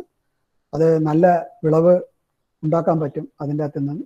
അതുപോലെ തന്നെ കേരളത്തിലെ ഈ ഊഷ്മാവ് പെട്ടെന്ന് കൂടിയാണെങ്കിലും വലിയ പ്രശ്നമൊന്നും ഉണ്ടാകാതെ ഇത് നമുക്ക് കൃഷി ചെയ്യാൻ പറ്റും. അതുപോലെ ഫ്ലാറ്റ് ടൈപ്പാണ് NS 43. ഇത് 60 ദിവസം കൊണ്ട് നമുക്ക് വിളവെടുക്കാൻ പറ്റുന്ന ഇനമാണ്. മാത്രമല്ല ഇത് ബ്ലാക്ക് റോട്ട് എന്ന് പറഞ്ഞ ഒരു കരിഞ്ചീയൽ എന്ന് പറഞ്ഞൊരു രോഗമുണ്ട് കാബേജിൽ. അതിന് പ്രതിരോധ ശേഷിയുള്ള ഇനമാണ് ഈ NS 43. കോളിഫ്ലവറിൽ പറയുകയാണെന്നുണ്ടെങ്കിൽ പൂസ കാർത്തിക് ശങ്കർ, ഇത് IRA എന്നുള്ള ഒരു ഹൈബ്രിഡാണ്. ഇത് ഡൗണി മിൽഡി എന്ന് വെച്ച് കഴിഞ്ഞാൽ മൃദുചർണ പൂപ്പ് എന്ന് പറയും, അതിന് പ്രതിരോധ ശേഷിയുള്ളതാണ്. 95 ദിവസം കൊണ്ട് വിളവെടുക്കാൻ പറ്റും, നേരത്തെ മൂക്കുന്ന ഇനമാണ്. അതുപോലെ നാംധാരി സീഡ്സിൻ്റെ 5ഓളം ഇനങ്ങൾ, അത് പ്രത്യേകിച്ച് അതിശീഘ്ര, ഗ്രീഷ്മ, വസന്ത്, ഈ 60N ഇതെല്ലാം തന്നെ കേരളത്തിന് യോജിച്ചതാണ്. ഇത് NS 60N എന്ന് പറയും. 55 ദിവസം കൊണ്ട് വിളവെടുക്കാൻ പറ്റും. നല്ല വെള്ള നിറമുള്ള പൂക്കളാണ്, കേർഡ് എന്ന് പറയും ഉണ്ടാവുക. 1 കിലോളം തൂക്കം ഉണ്ടാവും. അപ്പോൾ കാബേജിനേക്കാൾ മാർക്കറ്റിൽ ഇപ്പോഴും പ്രിയം കോളിഫ്ലവർ ആണെങ്കിലും തുടക്കക്കാർക്ക് കൃഷി ചെയ്യാനായിട്ട് കാബേജാണ് നല്ലത്. കാരണം കോളിഫ്ലവർ കൃഷി ചെയ്യും കുറച്ചും കൂടി ശ്രദ്ധ ആവശ്യമാണ്. കൃത്യമായ സമയത്ത് തന്നെ കോളിഫ്ലവർ വിളവെടുത്തിട്ടില്ലെങ്കിൽ അതിൽ പിങ്ക് നിറത്തിലുള്ള പൂക്കൾ വിടരുകയും പിന്നെ അത് മാർക്കറ്റിൽ കൊടുക്കാൻ പറ്റാത്ത അവസ്ഥയിലോട്ട് പോവുകയും ചെയ്യും. അപ്പോൾ അതുപോലെ സസ്യപോഷണത്തിലും കോളിഫ്ലവറിനെ പ്രത്യേകിച്ച് നമ്മൾ കരുതണം. കാബേജ് ഒരുവിധ തുടക്കക്കാർക്കൊക്കെ പെട്ടെന്ന് കൃഷി ചെയ്യാൻ പറ്റുന്ന ഒരു വിളയാണ്. ഇത് ഇൻഡോ അമേരിക്കൻ ഹൈബ്രിഡിൻ്റെ ഒരു ഹൈബ്രിഡാണ്, ഇൻഡാം 9803. ഇതും കേരളത്തിന് പറ്റിയ ഒരു ഹൈബ്രിഡാണ്. അപ്പോൾ ഈ സങ്കര വിത്തുകളൊക്കെ നമ്മൾ കൃഷി ചെയ്യുമ്പോൾ നമുക്കറിയാം ഇതിൻ്റെ ഒരു വിത്തിന് 1 രൂപ എങ്കിലും മിനിമം ഉണ്ടാവും. അപ്പോൾ അത് മനസ്സിൽ കണ്ടു വേണം നമ്മൾ വിത്തിടാനായിട്ട്. അപ്പോൾ സാധാരണ കൃഷി ചെയ്യുന്നത് പോലെ നമ്മൾ സാധാരണ കൃഷി ചെയ്യുന്നത് പോലെ തടമെടുത്തിട്ട് നേരിട്ട് കൊണ്ടുപോയി വിത്തിട്ട് കഴിഞ്ഞ് കഴിഞ്ഞാൽ കുറേയൊക്കെ വിത്ത് മുളക്കാതെ പോകും, കുറേയൊക്കെ ഉറുമ്പ് കൊണ്ടുപോകും. പക്ഷെ അങ്ങനെ അത്തരം രീതി നമുക്ക് സങ്കര വിത്തുകൾ കൃഷി ചെയ്യുമ്പോൾ ശരിയാവില്ല.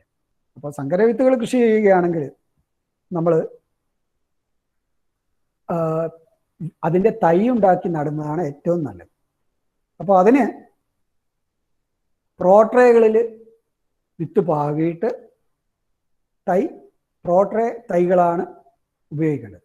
അപ്പോൾ അതിനിപ്പം നേരത്തെയൊക്കെ പെർലൈറ്റും വെർമിക്കുലേറ്റൊക്കെ ഉപയോഗിക്കണം എന്നൊക്കെ പറയുന്നത് ഇപ്പോൾ അതിൻ്റെ ഒന്നും ആവശ്യമില്ല. നല്ല കോർപ്പിത്ത് കമ്പോസ്റ്റ്, കൊക്കോ പീറ്റ് നമുക്ക് തന്നെ തയ്യാറാക്കാം. ഇല്ലെങ്കിൽ ഇപ്പോൾ മാർക്കറ്റിൽ നിന്ന് കിട്ടുന്ന കൊക്കോ പീറ്റിൽ നമ്മൾ തന്നെ വെള്ളം നനച്ച് അത് ഒന്ന് വിഘടിച്ചതിന് ശേഷം അത് നിറയ്ക്കാനായിട്ട് ഉപയോഗിക്കാം. അപ്പോൾ അങ്ങനെ ഉപയോഗിക്കുകയാണെങ്കിൽ നമുക്ക് 100% വിത്തും മുളപ്പിച്ചിട്ടെടുക്കാൻ പറ്റും.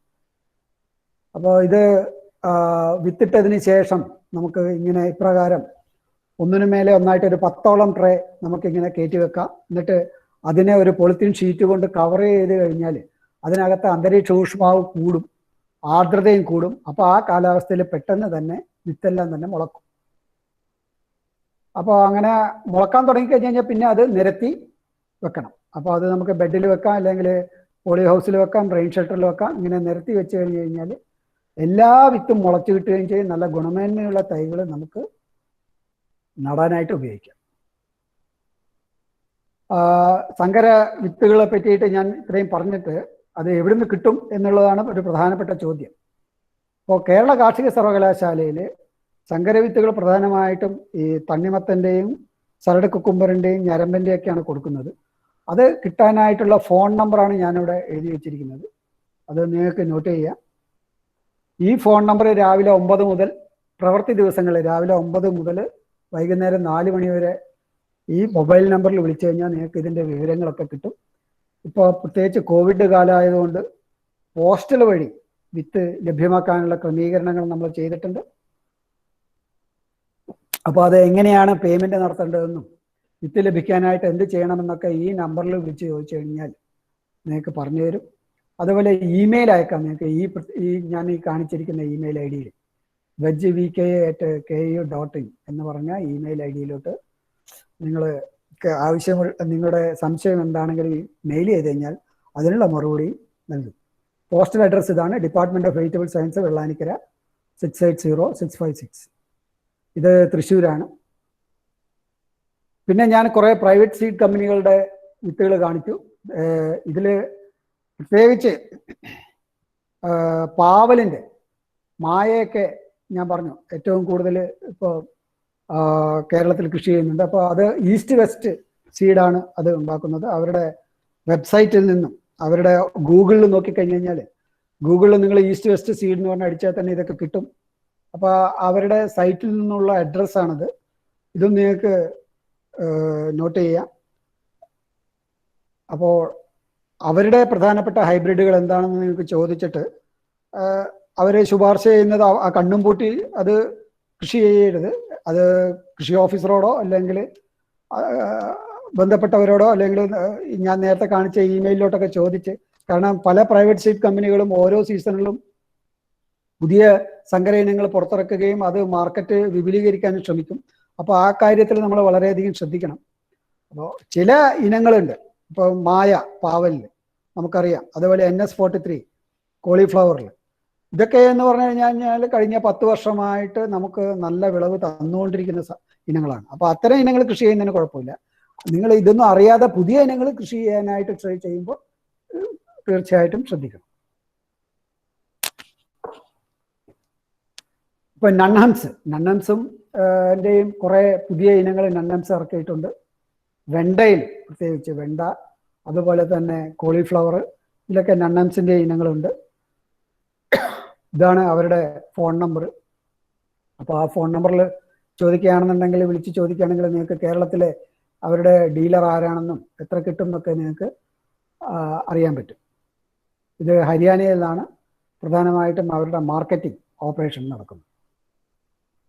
അതുപോലെ നാംധാരി, ഇപ്പം കേരളത്തിന് പറ്റുന്ന പച്ചക്കറികൾ വിളകളിൽ കാബേജിലും കോളിഫ്ലവറിലും അതുപോലെ തന്നെ പയറിലും എല്ലാം തന്നെ നല്ല ഇനങ്ങൾ പുറത്തിറക്കുന്ന ഒരു കമ്പനിയാണ് നാംധാരി. അപ്പം നാംധാരിയുടെ അഡ്രസ്സ് ഇതാണ്. അവരും ആ മൊബൈൽ നമ്പർ ഞാൻ പ്രത്യേകിച്ച് കാണിച്ചിട്ടുണ്ട് ഈ സ്ക്രീനിൽ. ആ മൊബൈൽ നമ്പറിൽ നോട്ട് ചെയ്ത് കഴിഞ്ഞ് കഴിഞ്ഞാൽ നിങ്ങൾക്ക് നാംധാരിയുടെ വിത്തുകൾ പ്രത്യേകിച്ച് ശുപാർശ ചെയ്യുന്ന, നിങ്ങൾ കാർഷിക സർവകലാശാല അല്ലെങ്കിൽ കൃഷി വകുപ്പ് ശുപാർശ ചെയ്യുന്ന ഹൈബ്രിഡ് ഇനങ്ങളിൽ അത് ഏതൊക്കെയാണെന്നുള്ളത് നോക്കിയിട്ട് നിങ്ങൾക്ക് അവരിൽ നിന്ന് നേരിട്ട് വരുത്താം. അതുപോലെ മാഹിക്കോ, ഇപ്പം മാഹിക്കയുടെ സിയറയെ പറ്റി ഞാൻ പറഞ്ഞു. ഇന്ത്യയിലെ ഏറ്റവും ആദ്യത്തെ വിത്ത് കമ്പനികളിൽ ഒന്ന് ഇൻഡോ അമേരിക്കൻ ഹൈബ്രിഡ് സീഡ് കമ്പനിയും മറ്റേത് മഹാരാഷ്ട്ര ഹൈബ്രിഡ് സീഡ് കമ്പനിയാണ്. അവരുടെ അഡ്രസ്സാണിത്. അപ്പോൾ അവരും കുറേ ഇനങ്ങൾ പല പച്ചക്കറികളിലും ഇറക്കിയിട്ടുണ്ട്. അതിൽ പ്രത്യേകിച്ച് ശ്രദ്ധിക്കേണ്ടത് ഈ മുളകിൽ അവരുടെ നല്ല ഇനങ്ങളുണ്ട്. അപ്പോൾ ഈ പറഞ്ഞ പ്രൈവറ്റ് സീഡ് കമ്പനികളുടെ എല്ലാ വിളകളും ഇവിടെയൊക്കെ കൃഷി ചെയ്യുമ്പോൾ ശ്രദ്ധിക്കേണ്ട ഒരു കാര്യം, തക്കാളി, മുളക്, വഴുതന എന്നിവയുടെ കൃഷി ചെയ്യുമ്പോൾ അത് വാട്ടരോഗത്തെ പ്രതിരോധിക്കുന്നതാണ് എന്ന് ഉറപ്പുവരുത്തിയിട്ട് മാത്രമേ കൃഷി ചെയ്യാൻ പാടുള്ളൂ. കാരണം കേരളത്തിലെ മണ്ണിൽ പുളിരസം കൂടുതലാണ്. അപ്പോൾ ഈ പല പ്രൈവറ്റ് കമ്പനിക്കാരും അവരുടെ ഹൈബ്രിഡുകൾ പ്രചരിപ്പിക്കുന്നതിൻ്റെ ഭാഗമായിട്ട് നല്ല വിളവ് കിട്ടുമെന്ന് പറയും. പക്ഷേ തമിഴ്നാട്ടിലും കർണാടകത്തിലൊക്കെ മണ്ണിൽ ബാക്ടീരിയബിലിറ്റി ഇല്ല. അപ്പോൾ അവിടെ നല്ല വിളവ് കിട്ടുന്നത് കേരളത്തിൽ നല്ല വിളവ് കിട്ടിക്കൊള്ളണമെന്നില്ല. അപ്പോൾ ഞാൻ ശുപാർശ ചെയ്യുക നീലിമ തന്നെയാണ് വഴുതനങ്ങയിൽ.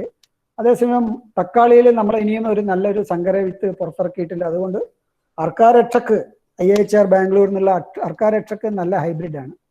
അതല്ല എന്നുണ്ടെങ്കിൽ നിങ്ങൾക്ക് ലക്ഷ്മി കൃഷി ചെയ്യാം. ലക്ഷ്മി നല്ലൊരു ഹൈബ്രിഡാണ് കേരളത്തിന് യോജിച്ച മുളകിൽ. അതുപോലെ തക്കാളിയുടെ മുളകിൽ സിയറ നല്ലൊരു ഹൈബ്രിഡ് ഇനമാണ്. ഇൻഡോ അമേരിക്കൻ ഹൈബ്രിഡ്സ് പണ്ടത്തെ പ്രതാപം ഇപ്പോഴും ഇല്ലെങ്കിലും അവരും കോളിഫ്ലവറിലൊക്കെ നല്ല ഇനങ്ങൾ പുറത്തിറക്കുന്നുണ്ട് ഇപ്പോഴും. ഇത്രയുമാണ് എനിക്ക് പറയാനുള്ളത്. കാരണം ഇതിൻ്റെ മറ്റ് കാര്യങ്ങൾ, കാരണം സസ്യപോഷണവും അതിൻ്റെ രോഗപ്രതിരോധ ശേഷിയെ പറ്റിയിട്ടും ഒന്നും തന്നെ ഞാൻ കൂടുതലായിട്ടൊന്നും പറഞ്ഞിട്ടില്ല. എനിക്ക് തോന്നുന്നു ഏതാണ്ട് 1 മണിക്കൂറോളമായി. അപ്പോൾ തുടർച്ചയായിട്ട് സംസാരിക്കുമ്പോൾ നമുക്ക് ഒരാൾ മാത്രം സംസാരിച്ച് കഴിഞ്ഞാൽ ശരിയാവില്ല. അപ്പോൾ എനിക്ക് തോന്നുന്നു നിങ്ങളുടെ സംശയങ്ങൾക്ക് ഞാൻ മറുപടി കുറച്ചൊക്കെ നൽകാൻ പറ്റും.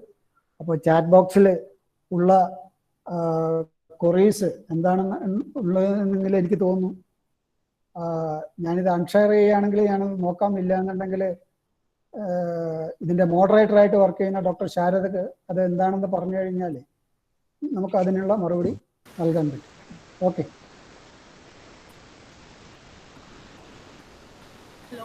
ഹലോ ആ ഹലോ ഹലോ പറഞ്ഞോ. ഹലോ സാർ, എനിക്ക് കേരളത്തിലെ അഗ്രികൾച്ചർ യൂണിവേഴ്സിറ്റി കോളിഫ്ലവർ അങ്ങനെയുള്ള ശീതകാല പച്ചക്കറികളുടെ സങ്കര ഇനങ്ങളൊന്നും ഉൽപ്പാദിപ്പിച്ചിട്ടില്ലേ? ഇല്ല, കാരണം ഞാൻ നേരത്തെ പറഞ്ഞല്ലോ, കോളിഫ്ലവർ കാബേജും കേരളത്തിൽ പൂക്കില്ല. ഓക്കെ. ഹലോ, കോളിഫ്ലവറും കാബേജും കേരളത്തിൽ പൂക്കില്ല. പൂത്താൽ മാത്രമല്ലേ നമുക്ക് വിത്തുണ്ടാക്കാൻ പറ്റും. അപ്പൊ അത് പൂക്കണമെന്നുണ്ടെങ്കിൽ പറഞ്ഞോളൂ. അങ്ങനെയെങ്കിൽ മഹാരാഷ്ട്രയിൽ നിന്നുള്ള പ്രൈവറ്റ് കമ്പനികളൊക്കെ ആണെങ്കിൽ നമ്മുടെ ഏകദേശം ഒരേപോലുള്ള ക്ലൈമറ്റ് ആയിട്ടും അവര് പ്രൈവറ്റ് കമ്പനികള് അത് പ്രൊഡ്യൂസ് ചെയ്യുന്നുണ്ട്. നമ്മള് ഒരു ഗവൺമെന്റ് ഇൻസ്റ്റിറ്റ്യൂട്ടിൽ അതാണ്. അതായത് പ്രൈവറ്റ് കമ്പനികൾക്ക് 2 സ്ഥലങ്ങളുണ്ടാവും. ഒന്ന് വിത്തുൽപാദന കേന്ദ്രം. വിത്തുൽപാദന കേന്ദ്രം പലർക്കും ഹിമാചൽ പ്രദേശില് കട്രൈൻ എന്ന് പറഞ്ഞ സ്ഥലത്താണ് പല പ്രൈവറ്റ് കമ്പനികളുടെയും ഈ ശീതകാല പച്ചക്കറി വിളകളുടെ വിത്തുൽപാദന കേന്ദ്രം. അവിടെ അവര് വിത്തുൽപാദിപ്പിച്ചിട്ട് അവര് പാക്കറ്റ് ചെയ്ത് അത് പിന്നെ സൗത്ത് ഇന്ത്യയിലും ഒക്കെ തന്നെ എത്തിക്കുക കേട്ടോ.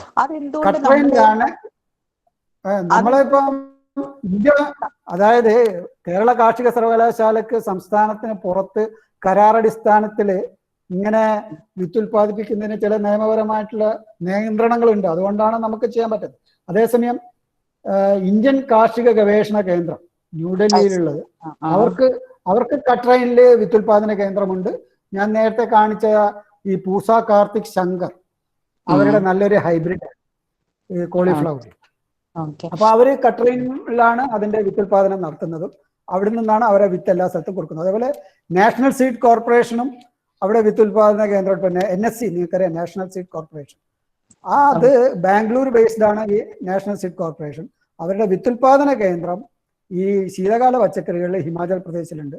അവരും ഇങ്ങനെ തന്നെ വിത്തുൽപാദിപ്പിക്കുന്നു. പക്ഷെ അതൊക്കെ സാധാരണ ഇനങ്ങളാണ്, സങ്കര ഇനങ്ങളല്ല എന്ന് മാത്രം.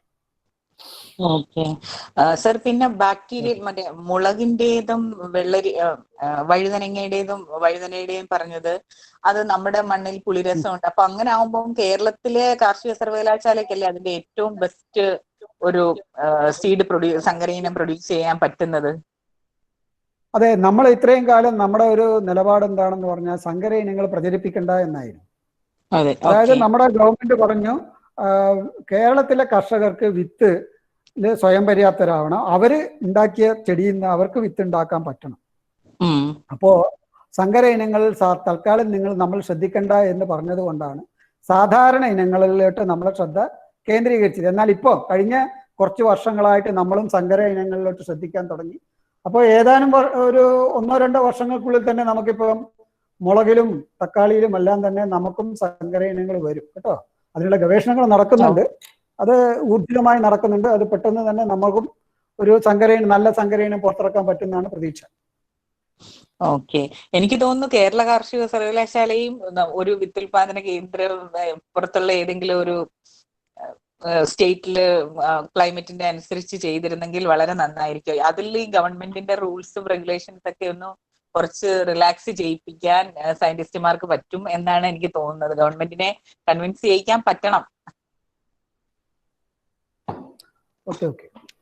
Okay sir, thank U. Thank you.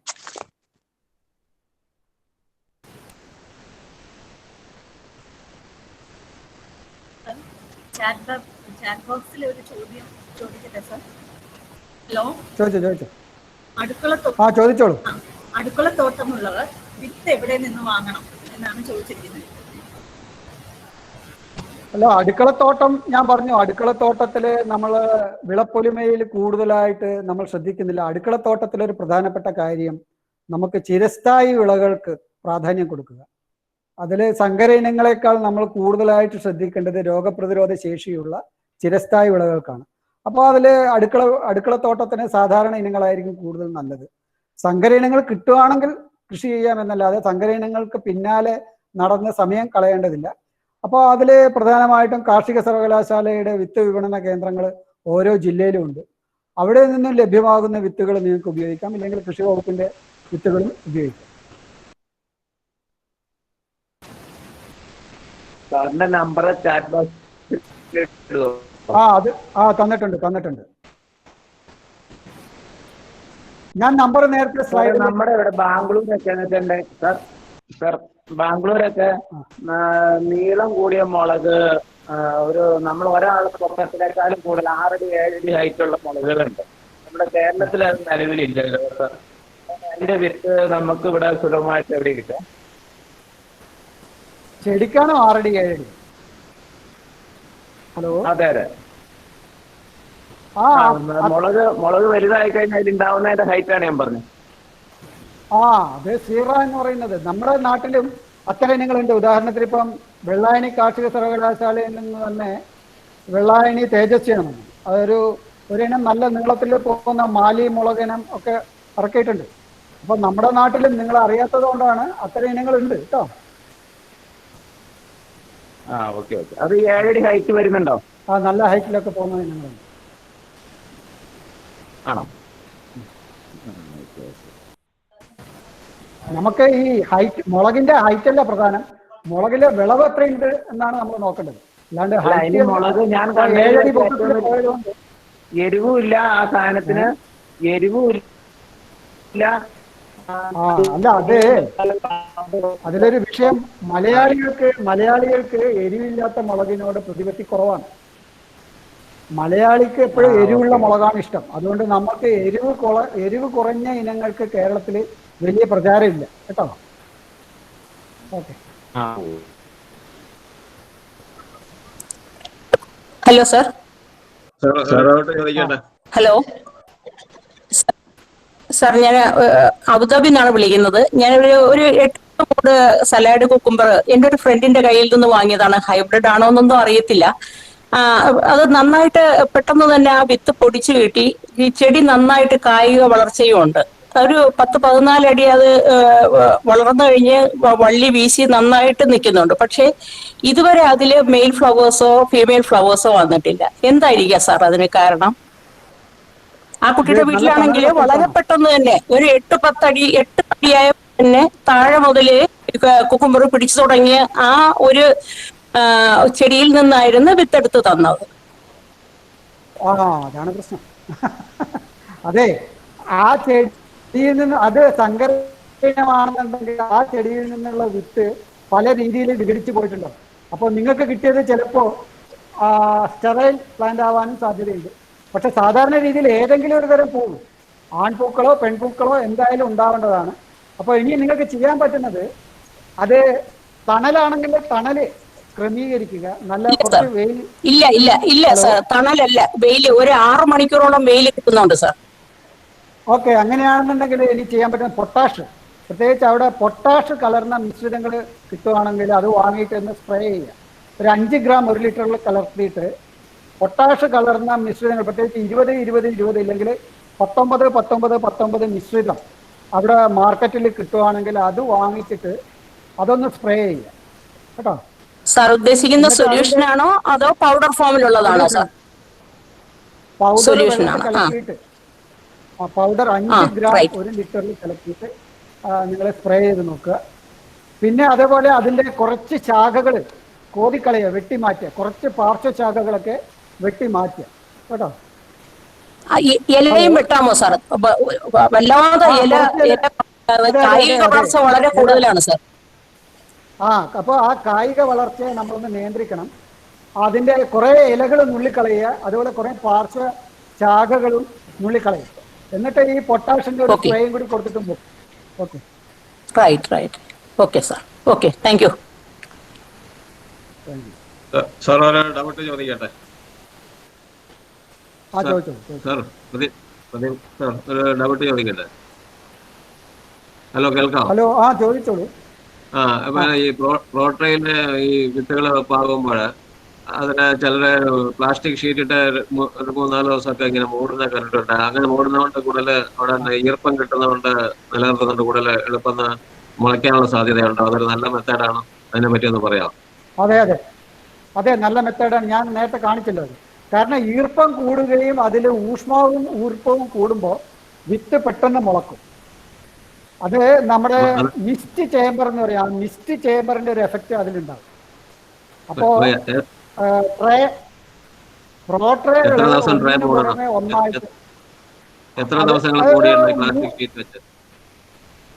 അത് ഓരോ വിത്ത് പോലെ ഇരിക്കും. ഇപ്പം വെള്ളരി ആണെങ്കിൽ നമ്മൾ 3 ദിവസം മാത്രം മൂടിയാൽ മതി.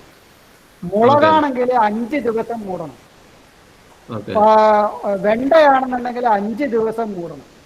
ഇപ്പൊ പാവല് പടവലൊക്കെയാണ് 4 ദിവസം മൂടണം. അപ്പൊ മൂടിയിട്ട് നമുക്ക് നോക്കാം. ഒരു 2 ദിവസം കഴിഞ്ഞ് എടുത്ത് നോക്കുക മുള പൊട്ടുന്നുണ്ടോ. മുള പൊട്ടിക്കഴിഞ്ഞാൽ പിന്നെ മൂടേണ്ട ആവശ്യമില്ല കേട്ടോ.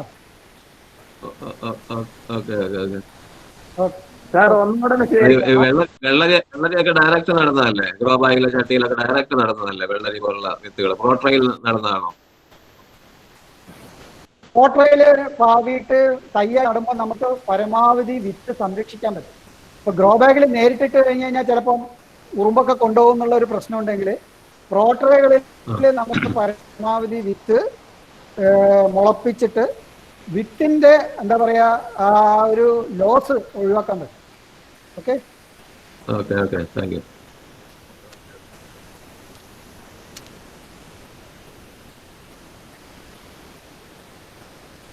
സാർ, എനിക്ക് വിത്ത് മുളപ്പിക്കുന്നതിനെ കുറിച്ച് തന്നെ ഒരു ഡൗട്ട്.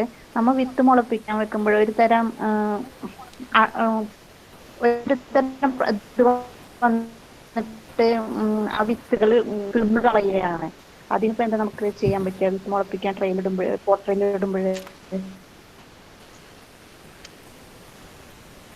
പോട്രെയിലിടുമ്പോൾ ഉറുമ്പ് കൊണ്ടുപോകണോ? ഉറുമ്പല്ല, ഒരു ഉറുമ്പല്ല, ഒരു തരം ഇതെന്താ പറയാ, ഈ തേരട്ടൊക്കെ പോലുള്ള ഒരു തരം ജീവി വന്നിട്ട് അത് വിത്ത് തിന്നു കളയുക. അത് നിങ്ങളെ സ്ഥലം മാറ്റണം, അത്രേ ഉള്ളൂ വഴി. അല്ലാതെ നമ്മൾ അതിന് രാസവസ്തു ഉപയോഗിക്കേണ്ട കാര്യമില്ല. നിങ്ങൾ വെക്കുന്ന സ്ഥലം മാറ്റിയാൽ മതി. നിങ്ങളെ പ്രോട്രെ നിറച്ച് ആ വെക്കുന്ന സ്ഥലം മാറ്റുക, വേറൊരു സ്ഥലത്ത് കൊണ്ട് വെക്കുക കേട്ടോ. സ്ഥിരം ഒരു സ്ഥലത്ത് വെക്കുമ്പോഴാണ് അവൻ അവിടെ തന്നെ വന്ന് തിന്നുന്നത്. ഇത് പ്രോട്രയിലേ ഉള്ളൂ, നിങ്ങൾക്ക് മാറ്റി എവിടെ വേണമെങ്കിൽ വെക്കാമല്ലോ വീട്ടിന് ചുറ്റും. ഓക്കെ, അങ്ങനെ വേറെ ഏതെങ്കിലും ഒരു സ്ഥലത്ത് കൊണ്ട് വെച്ചാൽ മതി. ഓക്കെ.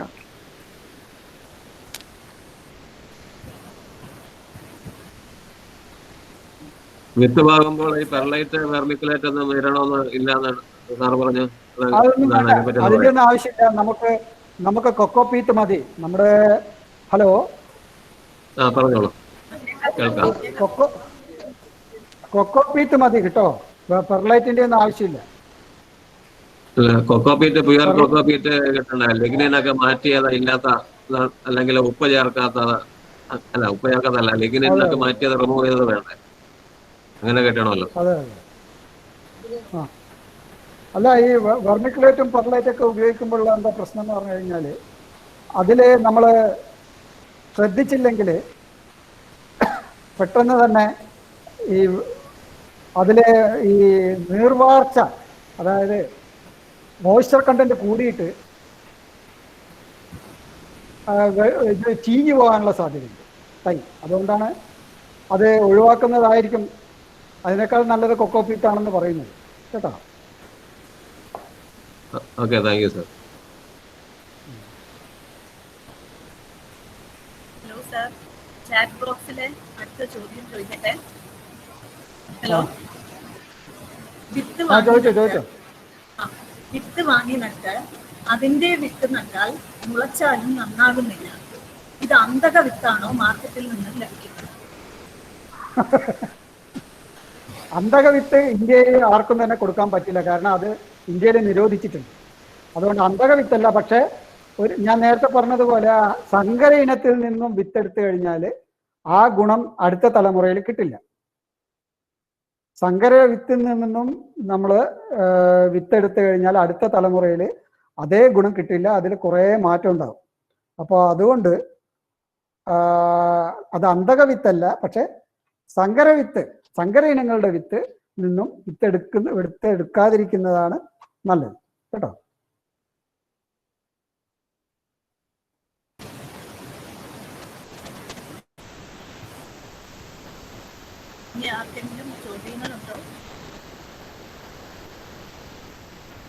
ഈ ക്യാബേജിന്റെയും കോളിഫ്ലവറിന്റെയും നമുക്ക് വിത്ത് നമ്മൾ ഓരോന്നും എടുത്താണ് ഇടുന്നത്. അതിന് വല്ല സെപ്പറേറ്റ് എന്തെങ്കിലും ഇതുണ്ടോ സാർ?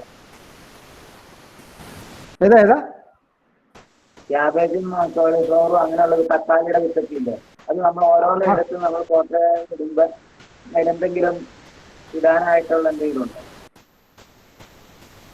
ഇല്ല, പ്രോട്രയിൽ ഞാനീ പറഞ്ഞ മാതിരി കൊക്കോപീറ്റിൽ നമ്മൾ വിത്തിടുക. വിത്തിട്ടിട്ട് വിത്ത് അധികം ആഴത്ത് പോകരുത്, 1/2 സെന്റിമീറ്റർ താഴ്ചയിൽ മാത്രമേ വിത്തിടാൻ പാടുള്ളൂ.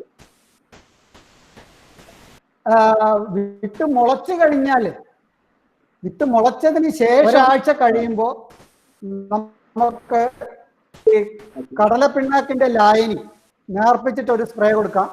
അല്ല എന്നുണ്ടെങ്കിൽ ഈ ഞാൻ നേരത്തെ പറഞ്ഞ ഒരു മിശ്രിതം ഉണ്ടല്ലോ, 19-19-19 മിശ്രിതം, അത് 2 ഗ്രാം.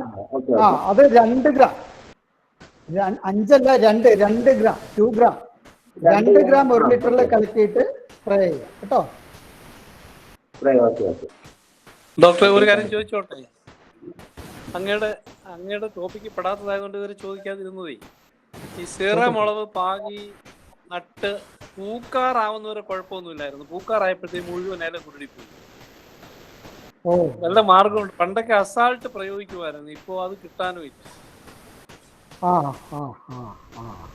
അപ്പൊ എന്ത് ചെയ്യാൻ പറ്റും? ഇല കുരുടക്കത്തിന് എന്തെങ്കിലും മാർഗമുണ്ടോ രക്ഷപ്പെടാൻ? അത് കാൽസ്യത്തിന്റെ കുറവുകൊണ്ടാണോ വരുന്നത്, അതോ വൈറസ്? അല്ല, ഇല കുരുടിപ്പ് വൈറസ് ഉണ്ട്. അതേപോലെ തന്നെ ഒരു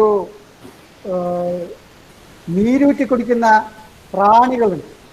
അപ്പോ അത് ഈ പ്രാവശ്യം ഇല്ലായിരുന്നു, നല്ല തന്നെയാ പോയത്. ശരി. അപ്പൊ പക്ഷെ മുളകില് മുഴുവൻ ഇല സാധാരണ നമ്മള് പുതിയ ഹലോ പറഞ്ഞു. അതായത് തുടക്കത്തിൽ നിങ്ങൾ വേപ്പെണ്ണ വെളുത്തുള്ളി മിശ്രിതം ഇലയുടെ അടിഭാഗത്ത് സ്പ്രേ ചെയ്യുകയാണെന്നുണ്ടെങ്കിൽ, ഈ വേപ്പെണ്ണ വെളുത്തുള്ളി മിശ്രിതം ഇലയുടെ അടിഭാഗത്ത് സ്പ്രേ ചെയ്യുകയാണെന്നുണ്ടെങ്കിൽ കുറെയൊക്കെ ഈ നീരൂറ്റി കുടിക്കുന്ന ജീവികളെ, നീരൂറ്റി കുടിക്കുന്ന പ്രാണികള് ഇനി അത് ശ്രദ്ധിക്കേണ്ടത്, അതിൽ ഒരു നിവൃത്തിയില്ലെങ്കിൽ മാത്രം ഇമിഡാക്ലോപിഡ് എന്ന് പറഞ്ഞ ഒരു മരുന്നുണ്ട്. ഇമിഡാക്ലോപിഡ്, അത് ഒന്നുകൂടെ പറഞ്ഞു ഡോക്ടറെ. ഇമിഡാക്ലോപിഡ് എന്ന് പറയും. ഇമിഡാക്ലോപിഡ് അത് 1 മില്ലി 3 ലിറ്റർ വെള്ളത്തിൽ കലക്കിയിട്ട് സ്പ്രേ ചെയ്യും. 1 മില്ലി 3 ലിറ്റർ കേട്ടോ, 3 ലിറ്റർ. 3 ലിറ്ററിൽ കലക്കിയിട്ട്. അത് കെമിക്കലാണ്. ഇപ്പൊ നിങ്ങൾ ജൈവ മാർഗങ്ങൾ നോക്കിയിട്ട് നടക്കുന്നില്ലെങ്കിൽ ഇത് നോക്കുക, ഇമിഡാക്ലോപിഡ് നോക്കുക. ഇനി ഇമിഡാക്ലോപിഡ് മാർക്കറ്റിൽ കിട്ടുന്നില്ലെങ്കിൽ റോഗർ. പക്ഷെ റോഗർ അടിക്കുമ്പോൾ ശ്രദ്ധിക്കേണ്ടത്, അതിൽ ചെറിയ മുളകൊക്കെ ഉണ്ടെങ്കിൽ അതൊക്കെ പറിച്ച് മാറ്റിയിട്ട് വേണം റോഗർ സ്പ്രേ ചെയ്യാൻ. 2 മില്ലി 1 ലിറ്ററിൽ വെള്ളത്തിൽ കലക്കിയിട്ട് റോഗറും നോക്കാം. റോഗറൊക്കെ സ്പ്രേ ചെയ്യുമ്പോൾ നല്ല മണം ഉണ്ടാവും. അപ്പോൾ വീട്ടിന് അടുത്താണെന്നുണ്ടെങ്കിൽ റോഗർ പ്രയോഗിക്കാതിരിക്കുന്ന നല്ല, ഇമിഡാക്ലോപിഡ് പ്രയോഗിച്ചാൽ മതി കേട്ടോ. ഇതിപ്പോ ചീത്തയായി നിൽക്കുന്ന മുഴുവൻ പിഴുത് കളയണോ അതോ സംരക്ഷിക്കണോ? പിഴുത് കളയൊന്നും വേണ്ട, നിങ്ങൾ ഇതൊന്ന് നോക്കൂ, ഇതൊന്ന് സ്പ്രേ ചെയ്ത് നോക്കൂ കേട്ടോ. Okay doctor, thank you very much. Sir ഒരു ഡൗട്ട്, ഈ ക്യാബേജും കോളിഫ്ലവറും ഒക്കെ നമ്മൾ വിളവെടുത്ത് കഴിഞ്ഞിട്ട് അതിന്റെ തണ്ട് നിന്ന് കഴിയുമ്പോൾ അതിൽ സീഡ്ലിങ്സ് ഉണ്ടാകുന്നുണ്ട്. അത് നമുക്ക് ഇതിനായിട്ട് ഉപയോഗിക്കാൻ പറ്റും? ഉപയോഗിക്കാം, അതിന് കുഴപ്പമൊന്നും. പക്ഷെ അതിന് വലിയ ഇതൊന്നും ഉണ്ടാവില്ല. അങ്ങനെ ഉണ്ടാവുന്നത് പറിച്ചു മാറ്റിയിട്ട് നിങ്ങൾക്ക് വീണ്ടും ഒന്നുകൂടി നോക്കാം. പക്ഷെ അപ്പോഴത്തേക്ക് സീസൺ മാറും. ചെറിയ ചെറിയ ഒരു തല കിട്ടും അതിൻ്റെ അകത്ത്, അത്രയാണ് കേട്ടോ. സാർ ഈ പ്രോട്രയിലെ വിത്തുകൾ പാകിയിട്ട് അത് തണലത്ത് കീപ്പ് ചെയ്യുന്നതാണോ നല്ലത്, വെയിലത്ത് കീപ്പ് ചെയ്യുന്നതാണോ നല്ലത്? പ്രോട്രയിൽ വിത്തിട്ടിട്ട് ഞാൻ പറഞ്ഞില്ലേ, ഒരു 2 മുതൽ 5 ദിവസം വരെ കൂനയാക്കിയിട്ട് ഷീറ്റ് മൂടണം. ഹലോ, കേൾക്കാം, പറഞ്ഞോളൂ. അതിനുശേഷം കഴിയുന്നത് പാർഷ്യൽ ഷെയ്ഡ് എന്നാണ് പറയാം. തുറസായ സ്ഥലത്ത് വെക്കരുത്. ഒരു മിതമായ തണലുള്ള റെയിൻ ഷെൽട്ടർ അല്ലെങ്കിൽ ഇപ്പൊ സൺഷെയ്ഡിൽ അവിടെ പരത്തി വെക്കുന്നതാണ് നല്ലത്, വിത്ത് മുളച്ചതിന് ശേഷം കേട്ടോ. അത് മരത്തിനടിയിൽ അല്ലെ മാവ് പോലുള്ള മരത്തിനടിയിൽ വെച്ചിരുന്നാൽ മതിയോ? അതിന് അല്ല, വലിയ തണൽ പാടില്ല. അതായത് 50% കൂടുതൽ തണൽ പാടില്ല കേട്ടോ. 50% വെയിൽ കിട്ടണം. 50% വെയിൽ കിട്ടണം എന്തായാലും. Okay, thank U.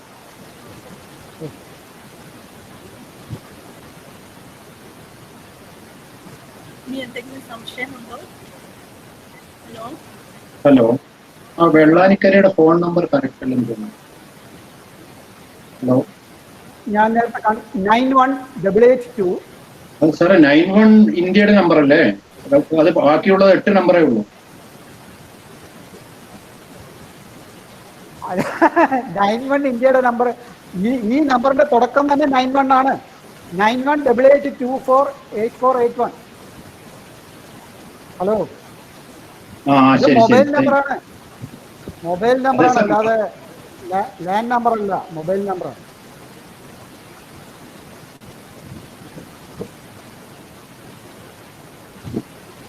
അത് 91 തുടങ്ങാറില്ല, അതുകൊണ്ടാണ് സംശയം. ഇത് 91 നമ്മൾ തുടങ്ങി. എന്ത് ചെയ്യാനാ? നിങ്ങൾ വേണമെന്നുണ്ടെങ്കിൽ ഒന്ന് വിളിച്ചു നോക്കും. 4 മണിക്ക് മുന്നേ ആണെന്നുണ്ടെങ്കിൽ അവരെടുക്കും.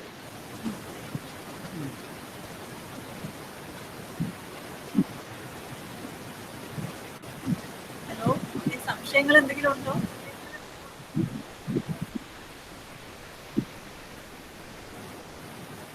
ഇല്ല മാം.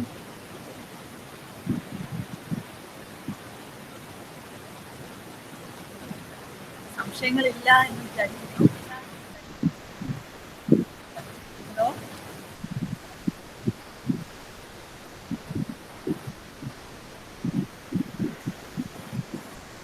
വളരെയധികം ഔദ്യോഗിക തിരക്കുകൾക്കിടയിലും നമ്മുടെ ക്ഷണം സ്വീകരിച്ച് ഇന്നത്തെ ക്ലാസ് എടുക്കാൻ സമ്മതിച്ചതിനും പച്ചക്കറി വിളകളിൽ സങ്കര വിത്തുകളുടെ പ്രാധാന്യത്തെക്കുറിച്ച് ഏവർക്കും മനസ്സിലാകുന്ന രീതിയിൽ വളരെ ലളിതമായ ഭാഷയിൽ ഇന്നത്തെ ക്ലാസ് നയിച്ചതിനും ഡോക്ടർ പ്രദീപ് കുമാർ സാറിന് ഈ വെബിനാർ പരമ്പരയുടെ സംഘാടകരുടെ പേരിലും ഇതിൽ പങ്കെടുത്ത കർഷക സുഹൃത്തുക്കളുടെ പേരിലും ഞാൻ ഹൃദയംഗമമായി നന്ദി രേഖപ്പെടുത്തുന്നു.